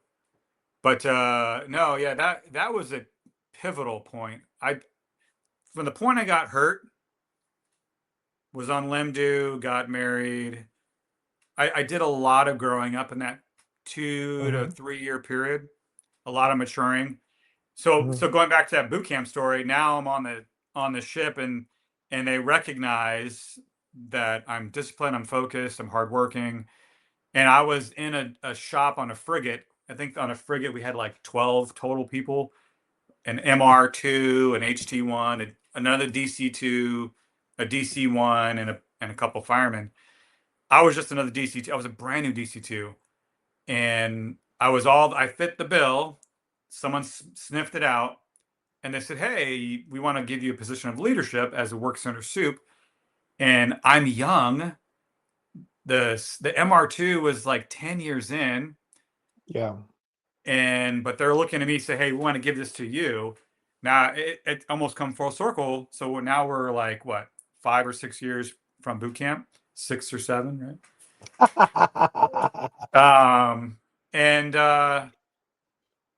And I was ready. I think I was ready and was mature for that leadership because I faced all sorts of trials and tribulations on that ship as a young leader, as a DC2. Yeah. I mean, probably a very pivotal ship for you in your journey. And I think to not pick up rank the entire time you're there for 3 years had to be tough, right? Because you said you didn't make DC once after you left the ship, but Yeah. I'm sure you were operating at a level of a first class petty officer. You just didn't wear the rank, right? But I mean, works in a suit for the general workshop's huge, right? And plus probably managing all the other programs, plus the Yeah. damage control training team, plus all Yeah. the other different things you're probably a part of. And was that ship Mayport? That ship was actually in Portsmouth, Virginia. So back then they Okay. had a couple destroyer squadrons stationed in Portsmouth. So you're still in Virginia at that time, so still Hampton Yes. Roads. Yep. So you were pretty well laid out in Hampton Roads at that point. You had done your Limdu time, you had done Yes. the first ship a little bit and the second ship. So where do you end up going after that ship? Is that when you went to to the Naval Academy? So yeah, so after I did that tour, I went to the firefighting school. So I went to Oh, Farrier. you went to Farrier. Okay. I went to Farrier after my second ship. That's where I made first class. And that's I served with so this was the second time I served with Plato, Matt Plato. Uh-huh. So Matt and I were on our first ship together, and then Matt was already at the fire school, and then I joined him there, and I made first. So we were instructors at the firefighter, but there was no Buttercup there at the time. Yeah. So I did that for 3 years, and then I didn't make chief, and I left there and went to the George Washington, which was in Norfolk at the time. And within 6 months of being on board the GW, I picked up chief there on the GW. Wow. Okay. So Farrier is a great duty station for shore duty, Yeah. right? I loved when I was at SWAS and going over there hanging out. How was it like for you going to an aircraft carrier after your previous ship was a frigate, right? And picking up chief relatively quickly, it sounds like after you got there. How was that? Who was Terry Wiley there with you on the No, GW? there was a guy named OV. I don't know if you know OV. Orland Yeah, Vollmer. Orland Yeah, Vollmer. Yeah, yeah. yeah. Yeah, He was my DCC on there. Yeah, I really looked up to that guy, man. yeah. That guy was so squared away, man. Uh, it's interesting when I was at the fire school, it was a good place to be centrally located, and the Navy came to you every day, right? So Right. I was exposed to so many leaders in our community, and there was a guy that came through. I'll never forget it. A guy, you might know him, Danny Burke. Hmm. So Yep. Danny Burke came Yeah. through. He was a young Danny Burke, and he was a little thinner back then. Yeah. And he was a chief. And he came to me and he was talking to me. he was asking me like what my aspirations were, and he said, hey, and he told me, he's like, you need to go to an aircraft carrier. And his wisdom was simple. He was like, I know you've been on small ships, and I think we were just talking on the grinder, right?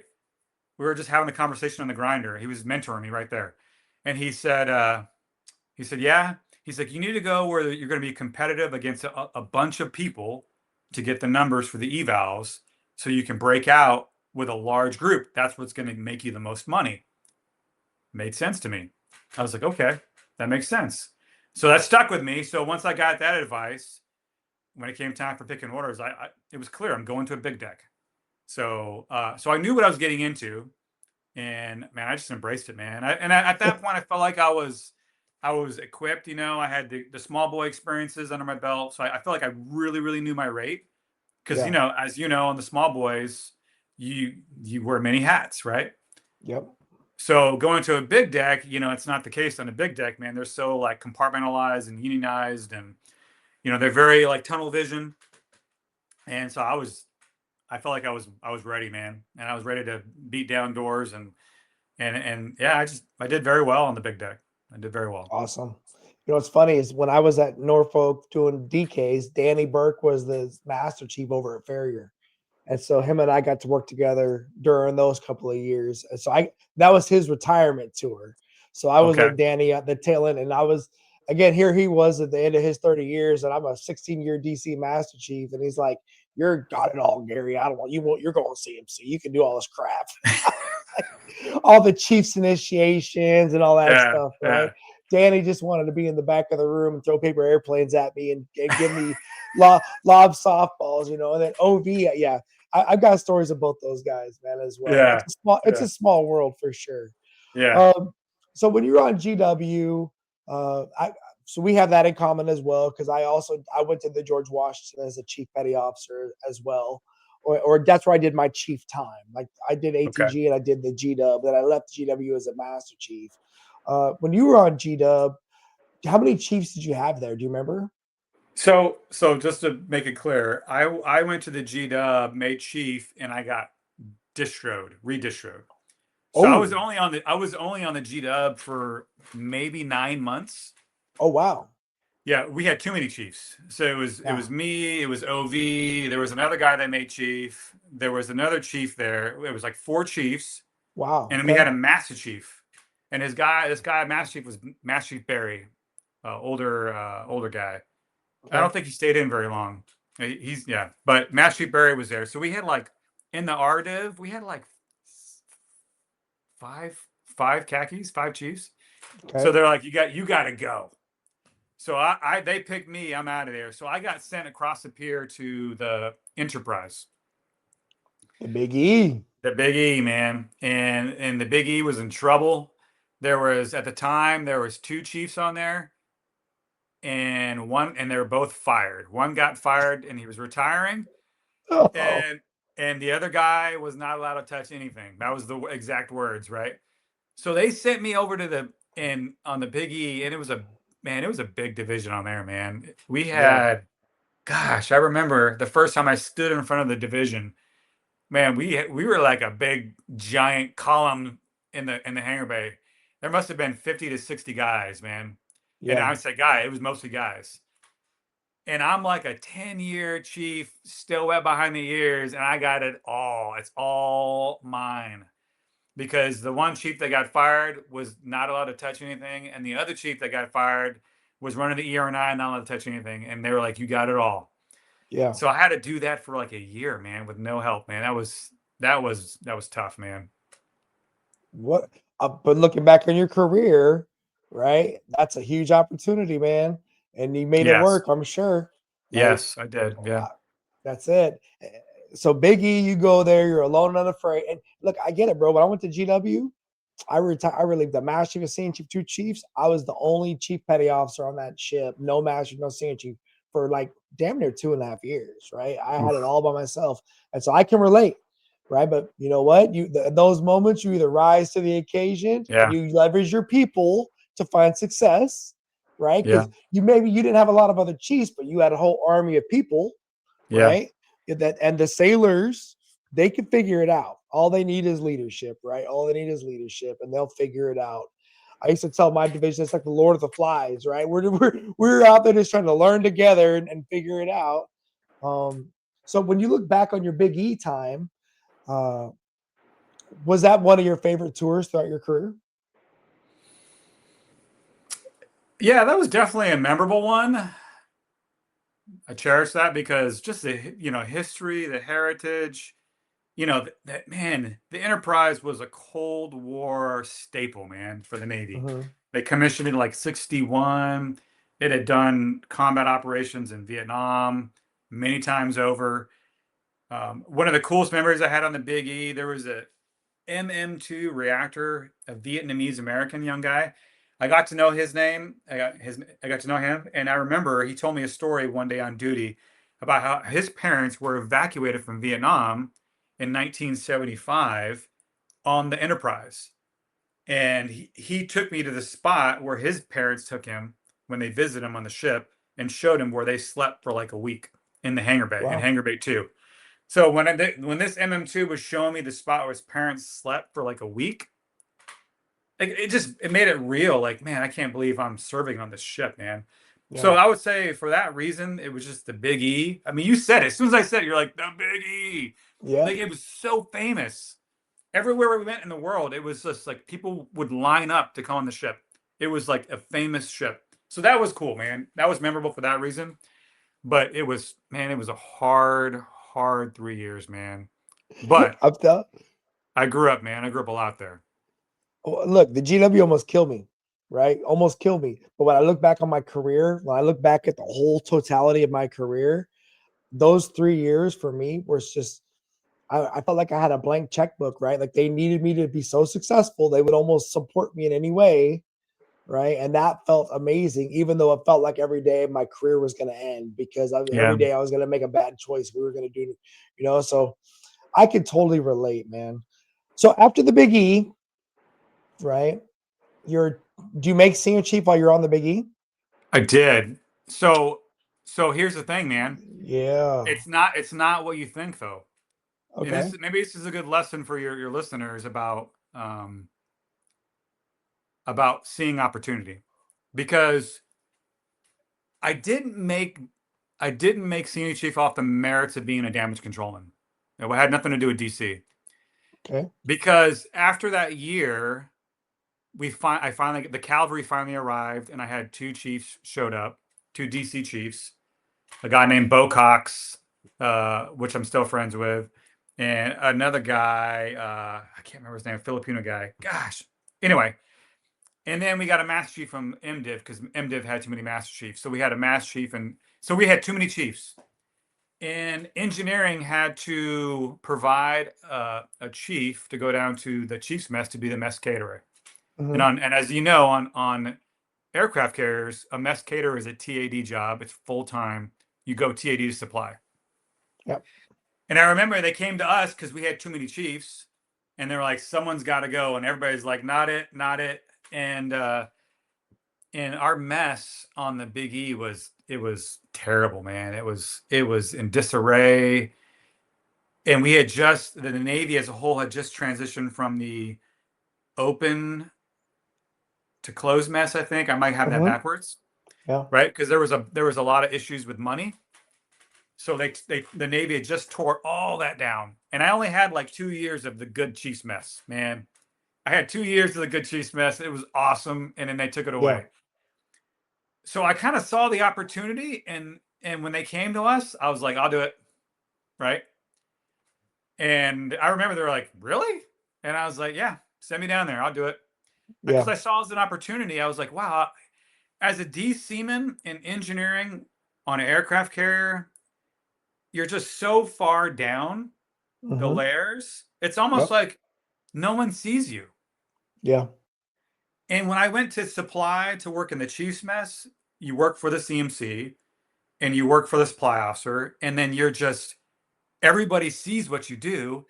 Man, I didn't change a thing about my work ethic. I didn't change who I was. Right. Everything that I was accustomed to doing, I just did it now in this one new place, and I flourished.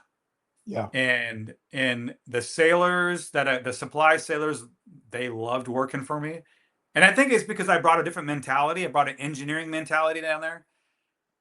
And I was able to fix a lot of the issues down there and just apply the damage control, really the damage control mindset and ethics that you bring, Mhm. and I just skyrocketed, man. And my second eval as a chief on there, I was breakout EP, man. I was a Nice. ranked EP. Yeah, Look, that's man, why I made senior chief. timing plus preparation equals destiny, brother. And Yeah. you know, I one of my strategies for success throughout my Navy career, and I would tell this to all the DC men listening, your path to success will never be through the engineering department.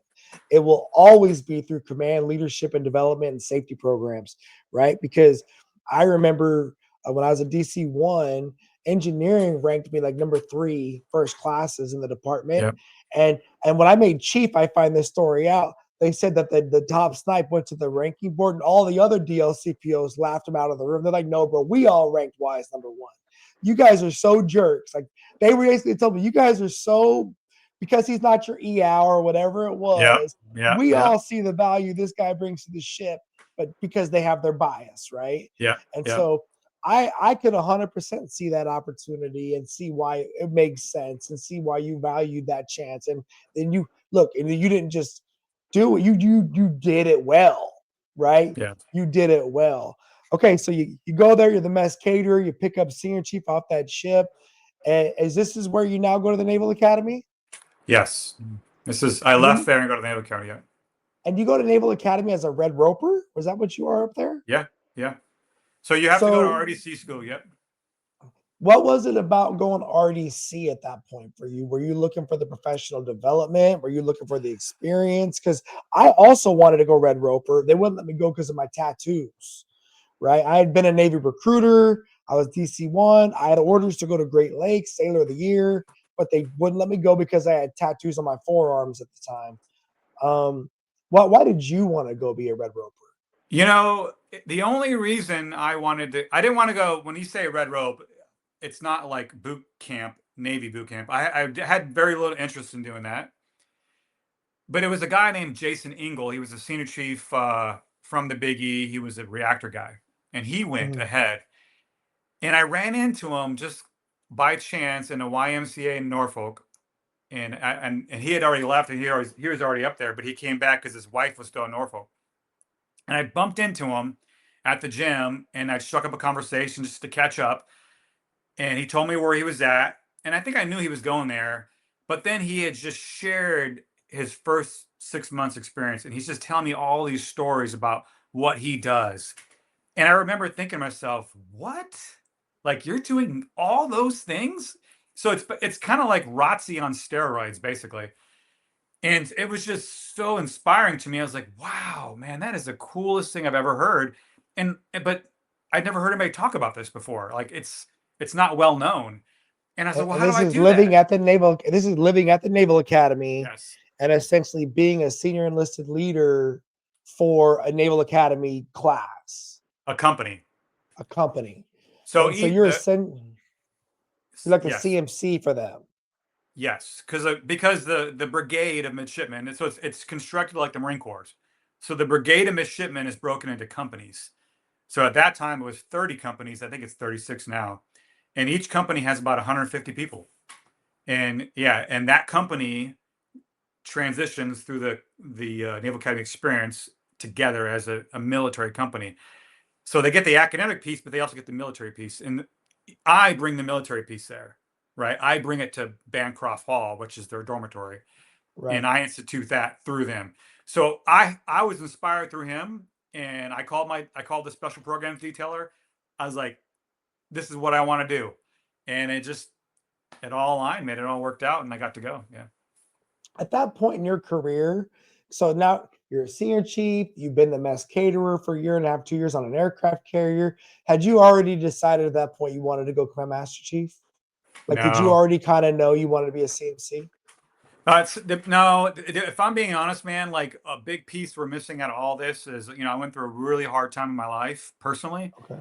I went through a divorce. Unfortunately, my first wife, we were married for about 5 or 6 years, and I went through a really, really hard time personally. So what's interesting is on my professional side, I managed to hold it all together. But Yeah. personally, I was broken, man. So I was holding it all together in my personal life, trying to be a single dad, all that. And when I was in Annapolis, I was a single dad, part time, going back to Norfolk to spend time with my kids, Hmm. trying to get my life back together. And I just wanted to go back to being a DC man. I wanted to go back to where I could get close to my kids.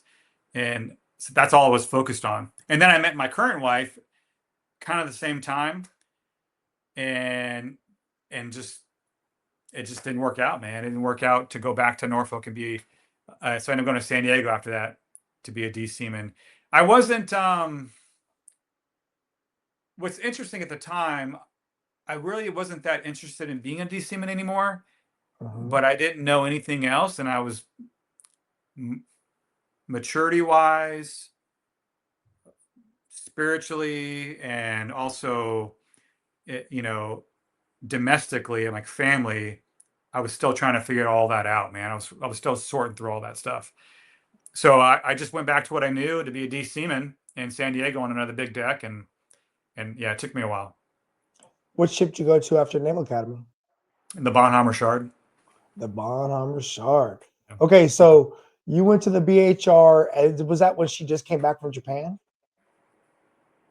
No, we took the BHR to Japan. So I she had been in San Diego for a long time at that point. So Okay. she was actually the best ship in San Diego for years, man. She was Everybody wanted to go to the BHR, man. They had a So great did you reputation. cross deck from the BHR to the Essex? So yeah, we took the BHR to Japan in 2012 and we hull swapped.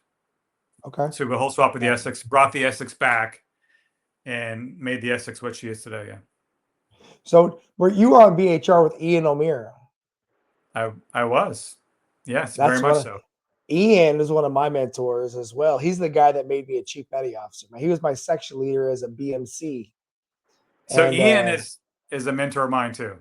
yeah, yeah. I'm trying, dude. I had him scheduled, and then we had to reschedule. But I'm trying to get Ian on here, brother. So Ian changed my life, man.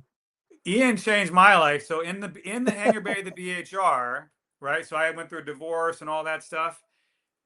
And when I got to the BHR, I was getting my life back together. I just got freshly married, but I was still making a lot of bad decisions.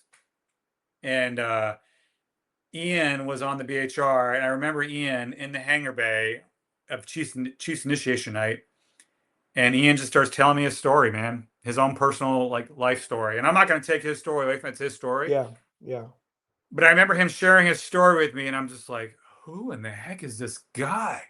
But yeah, everything he's saying to me is exactly what I need to hear because, not to, I don't want to change the vibe of this podcast. Um, I morally, I was making a lot of bad decisions in my moral life that involve like the internet, looking at things I shouldn't look at. yeah. So as a man, as a husband, as a man of God, I was doing a lot of bad stuff, in the background. That's easy to hide, basically. Mhm. And Ian just pops in my life, which I don't believe is by chance. And for the next year to 2 years, Ian just took me under his wing, man. And Ian's awesome. Amazing. Again, I was DC2 wise. He was BMC O'Meara. He made senior chief on board USS Ogden, and he was my section leader when that chief told me I wasn't going to make chief. Right here, I am DC1 Sailor of the Year, partially because Ian was one of those guys that ranked me number one. Right, and I was Okay. like, bro, like, how do I write an eval, man? I don't know how to do this. And Ian BMCS, like, well, bring me your stuff. Wise to the deck department office. And he sat down with me and helped me write the paperwork that made me a chief petty officer. And then we decommed the Ogden together. We both went to a float training group San Diego together. Yeah. right? We were all at ATG San Diego together, and then he went to the BHR and I went to the GW, right? And then he retired off the BHR and went on to his walk, Yep. right? But we've stayed connected. And yeah. So no, Ian is an amazing human being, bro. And I'm not He surprised to is. hear we have him in common. Amazing human being. Um, so it's safe to say it sounds like that during your time on the BHR and cross taking into the Essex, you kind of got a lot more aligned with faith, it sounds like. And you kind of recognize that you wanted to adjust things in your world. And look, we've all been there, right? The internet crashed a lot of people and access to things that you don't need access to all the time. And the deep dive of immediate satisfaction and gratification. Look, we all know that unfortunately people are struggling with this across the world. There's a reason why OnlyFans is making so many millionaires right now, Yeah. right? And Absolutely. but it's toxic, right? It's toxic, and it can cause people to deviate from what they're supposed to be doing with their day to day, and to struggle with the challenges of real world when you're always obsessing about the fake. And as a dad, I've got, I don't know how old your kids are now, but I've got an 18-year-old and I've got an 11-year-old boys. And then of course I work with all these young people, and I want to teach them to be grounded in reality and not always obsess about what's not real, which is you don't always see the real on social media. You don't always see the real in a YouTube clip or a video clip, right? But it sounds like during your time at this point in your life, you're really getting a lot of depth when it comes to your own walk, right? Yeah. Brother, how are you on time? We're about 2 hours in right now. Are I'm you good, good? man. I'm All good. right, good to go. Just want to make sure you're solid because we're getting into some interesting stuff here. Um, so when you're getting ready to leave the Essex, are you already at 20 years in the Navy at this point? Yeah. When I get ready to leave the Essex, I was right about 19, 19, 18, 19, somewhere around there. Yeah. Are you Yeah. deliberating possible retirement, or are you still like Yes. are you considering it? Yeah. Yeah. Because the BHR in Essex was another tough, tough, tough tour, man. It was hard, Gators, man. bro. Yeah, I tell you, man, I will stand by my reasoning. Like the Gator, the LHD is the toughest, hardest platform for a D seaman. facts. It's so hard, man, so hard. And so Yep. after 3 years of doing those two ships, man, I was done. Now professionally, I did well. I was like number one like 2 years in a row, man. I Yeah, excelled on those ships. Like I did very well, yeah. but I was like done, man. And my new marriage, my wife Candace, who I'm married to today, we had gone through the first couple years of marriage on there, and here I am, like almost burning the house down again, making the same stupid, Yeah. mistakes professionally and personally, and but yeah. So when I left there, I was like, man, I just want to be done with the Navy. This is ruining my life. Not realizing I'm like most people, you try to blame everything else, but never really looking inside. Yeah. And I go back to Providence, man. I went to TAP class. I was like, I'm just going to retire. I'm going to retire out of ATG Mayport. And I kind of wasn't able to. I misjudged the Montgomery GI Bill, post 9/11 GI Bill transition. Hmm. And my oldest son was about ready to graduate college. So I had two kids from my first marriage, and he was going to go to college. And I'd always told him since he was young, I'd always like beat into his head, hey, when you finish high school, you are not allowed to do nothing. You can't just take a break. That's not real life. You can either go in the Yep. military or you can either go to college. I'll support either one. And I always beat that into him since he was like 8. I mean, seriously, when he got to like 15, he was like, Dad, I know, right? So when he got to that point, just like your son, he's like, Dad, I don't want the military life. I don't want to move all over the place. Family's important. And I'm like, okay, cool. So I wanted to hold to my word, and I wanted him to go to college on the GI Bill that I had. So I did all that part and I transitioned it, but I forgot what I forgot to do. I forgot to put like the months in his name. Hmm. That was a Yeah. key point that I didn't do. Yeah. And nobody told me, or maybe I didn't. I don't know. I just Yep. missed it. So when it came time to like retire, and he's graduating high school at the same time, they were like, "Sorry, Mr. Brown, but you can't do that. you have to re-enlist. I'm like, what are you talking about? I already had the post 9/11. Like, no. It's almost like, haha, we Yep. got you, right? Yeah. They're like, you have to do this one little step, but in order to do that step, you have to re-enlist. And I'm like, you kidding me? So I had to make a hard decision, and I was like, I can't look at my son for the rest of his life and say, you know what? And I wasn't in a financial position to just pay for his college at that point. Right. So I re-enlisted, man. And the other part was I was still a senior chief at that point. I had not made master chief. This is the same time I'm reaching out to you. And I didn't want to go back to sea as a senior chief, man. I just finished 2 tours on ships as the chief and the senior chief. And I'm like, I don't want to go back and do that, man. I'm Yep. done with that. But I made a hard decision. I wanted to follow through on my word to my son, and so I re-enlisted, man. And yeah. And here And I so am. so you're at a float training group Mayport, you're a senior chief, and the full circle moment for those who are listening. So Jason reaches out to me at that time. I'm a master chief up in Norfolk, and we're comparing notes as, all right, Gary, this is reverse a little bit.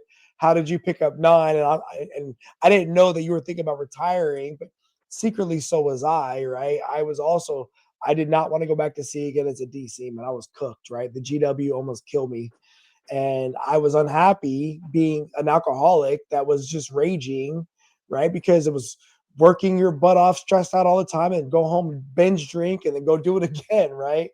And so that's when I went to the CMC program, is because I wanted to do the things I knew I was good at doing, but I did not want to continue to be a damage controlman, right? I wanted to go out and lead chiefs and lead sailors and do my best at that space, but I did not want to go. If I had to stay as a DC, I would have got out. Right? I knew it. I would have retired. I hear your point about the college place, and you're at ATG. So where did you go as a senior chief then when you re-enlisted? So it's interesting. So I came up for orders as a DC senior chief, but Yeah. I knew I was going to make master chief that year. I was like, this is my year. I know it. Yeah. Because there was a guy, Paul Davis. You remember Paul Davis? Uh-uh. He was in master chief. He made master chief the year before I did. And so I was at that point where when you're at the top of the DC world, you know where everybody's at, right? You know, and I was like, this is my year. I just knew it in my heart, man. I was like, this is my year. But the problem, that was the same year that the Master Chief board got Compromised. they got like compromised. Yeah, that they got Yeah. compromised, and that was that year. So, but nothing happens. I'm just convinced nothing happens it's not chance. Everything's for a reason. So that's the year that I'm trying to get orders, and I'm not, and I should be a Master Chief, but I got compromised, but I'm still a Senior Chief.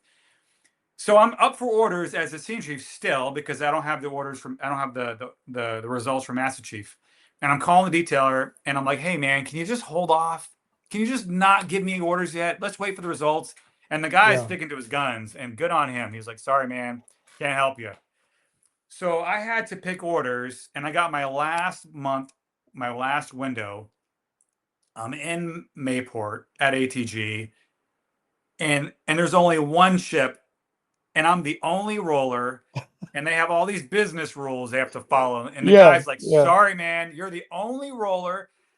You're the only person. I have to put you in this spot. There's nothing I can do about it. And it was the USS Fort McHenry, LSD, out of Mayport. So it was in the same place. Yeah. But it was an LSD. And at the time, it was the worst ship on the East Coast.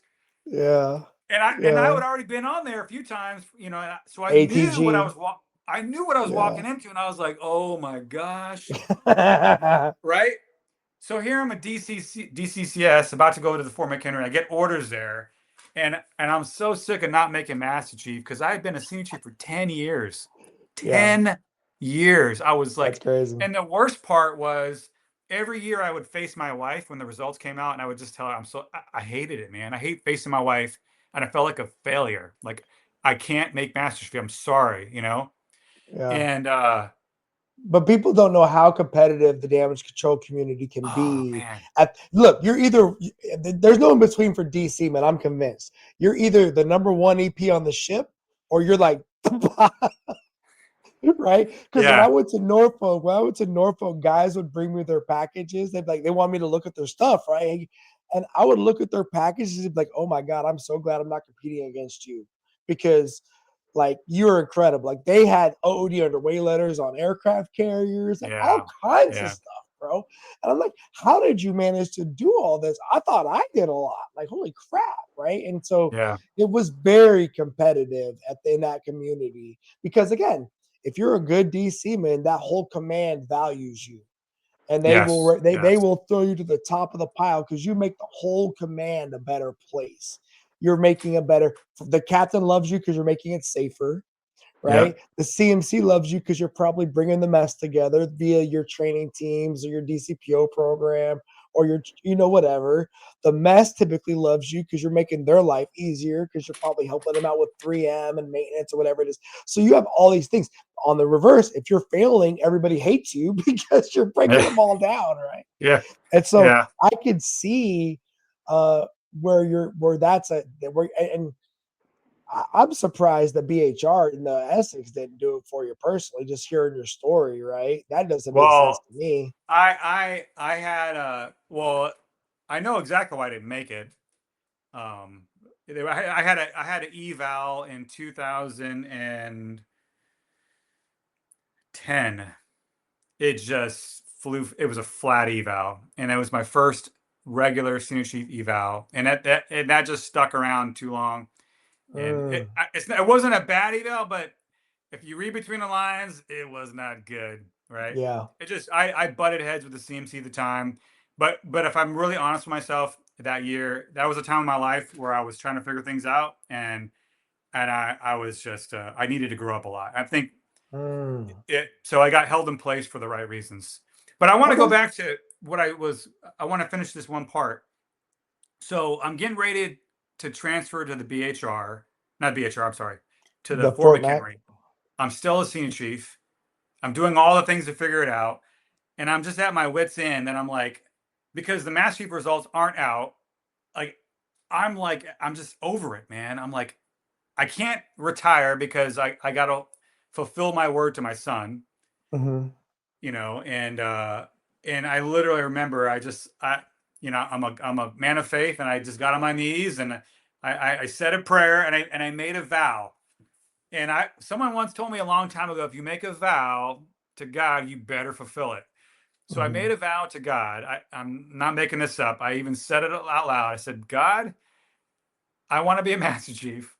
If you make me a Master Chief, I will be a Command Master Chief. Because, and the reason I said that was because for the prior 2 to 3 years, they've been begging me to go Command Senior Chief. And because I was always big in my command at ATG Mayport, I was leading at the command level. I was leading ships, and everybody's like, "This is for you. You're cut for this." Everybody's trying to point me in that direction, but I was always like, "Nope, I don't want anything to do with that. I don't want anything to do with the command mastery program." To me, it was like I don't know what it was. I was dead. I think I was probably hard headed. I wanted to be a DC Master Chief because I felt like I Mm-hmm. could. It was something I couldn't obtain, and I think I was a little intimidated about being a command master chief. Like I wasn't ready for that. I don't know, but so I made that vow, and then would you know, like a month later, other things that happened, which we can talk or not talk about it. The results come out. I make master chief. Now I'm a DC master chief, and then here I am, like, well, I made a vow. So I immediately put in my CMC package like I said I would, and would you know, I make command master chief right away. But they still forced me to go to the Fort Mac. I had to go to the Fort Mac as a DC Master Chief, and I went there for a year before I could transfer and go to the CMC program. And I tell you, man, that was probably the toughest year as a DC Master. That was so hard, man.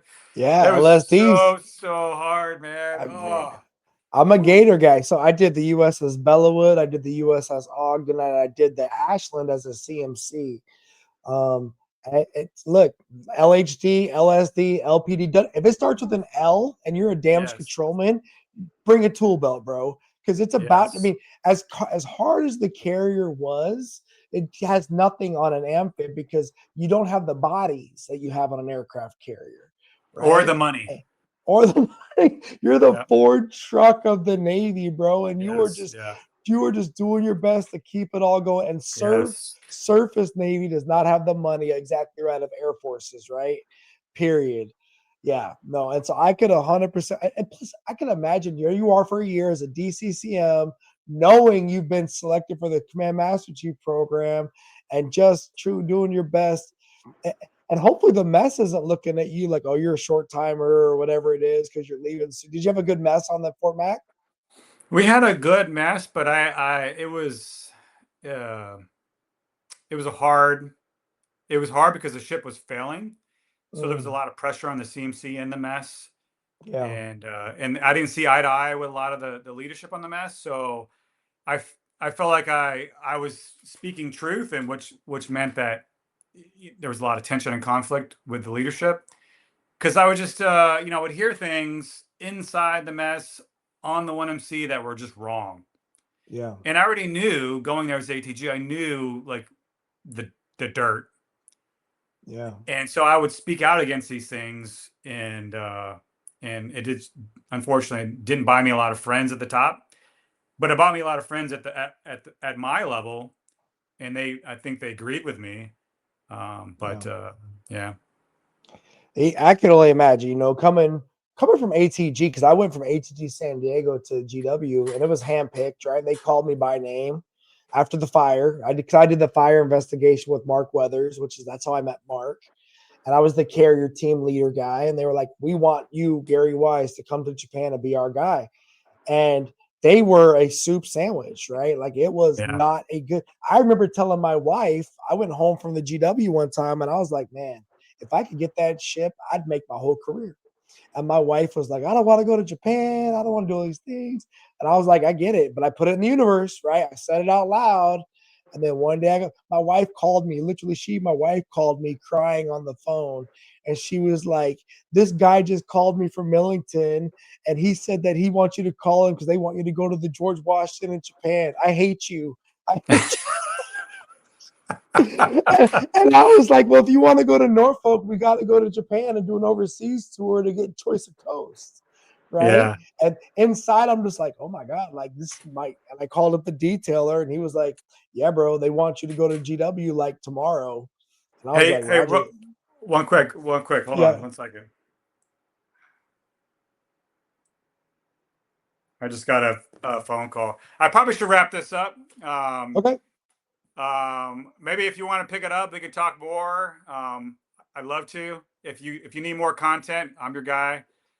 Yeah, man, I'd love to catch up with you again. Real quick, can we do a rapid fire? Yep. All right, here we go. Rapid fire. Let me see. Let me pull up my other paperwork here.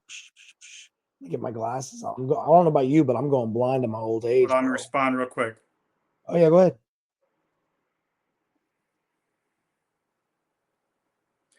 I was supposed to talk to another guy. Go ahead.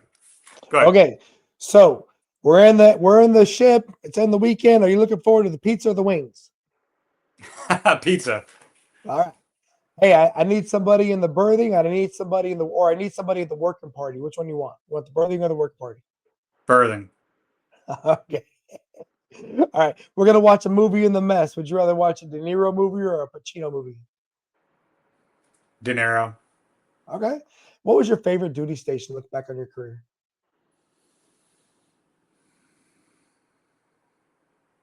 The Naval Academy. Oh, that's a good one. You know what? Okay. Favorite Liberty port? Wow, that's a good question. Wow. Favorite. I would have favorites for lots of reasons, but if I had to say, the first one that comes to mind would be, oh, there's so many, man. St. Thomas. St. Thomas. Well, I've never been to the Caribbean. Sounds good. All right. Looking back on your career, what was the most challenging qualification you ever achieved? Steam Yow. Did you do that on the Essex? I did that on the Essex, yeah. Oh, yippee-ki-yay. That's a good one. That's a really yell at it, brother. That was tough. For sure. Oh yeah. All right. You never served overseas, correct? I have. Did you? Yes. Italy. All right. So if somebody ever asked you, would you recommend them do overseas or stateside? I recommend overseas. Okay, I would love to talk about that later. All right. Would you rather be independent or on a team? Oh, good question. My nature would be independent, but my mind would say you can get more accomplished on a team. So I would go with a Okay. team.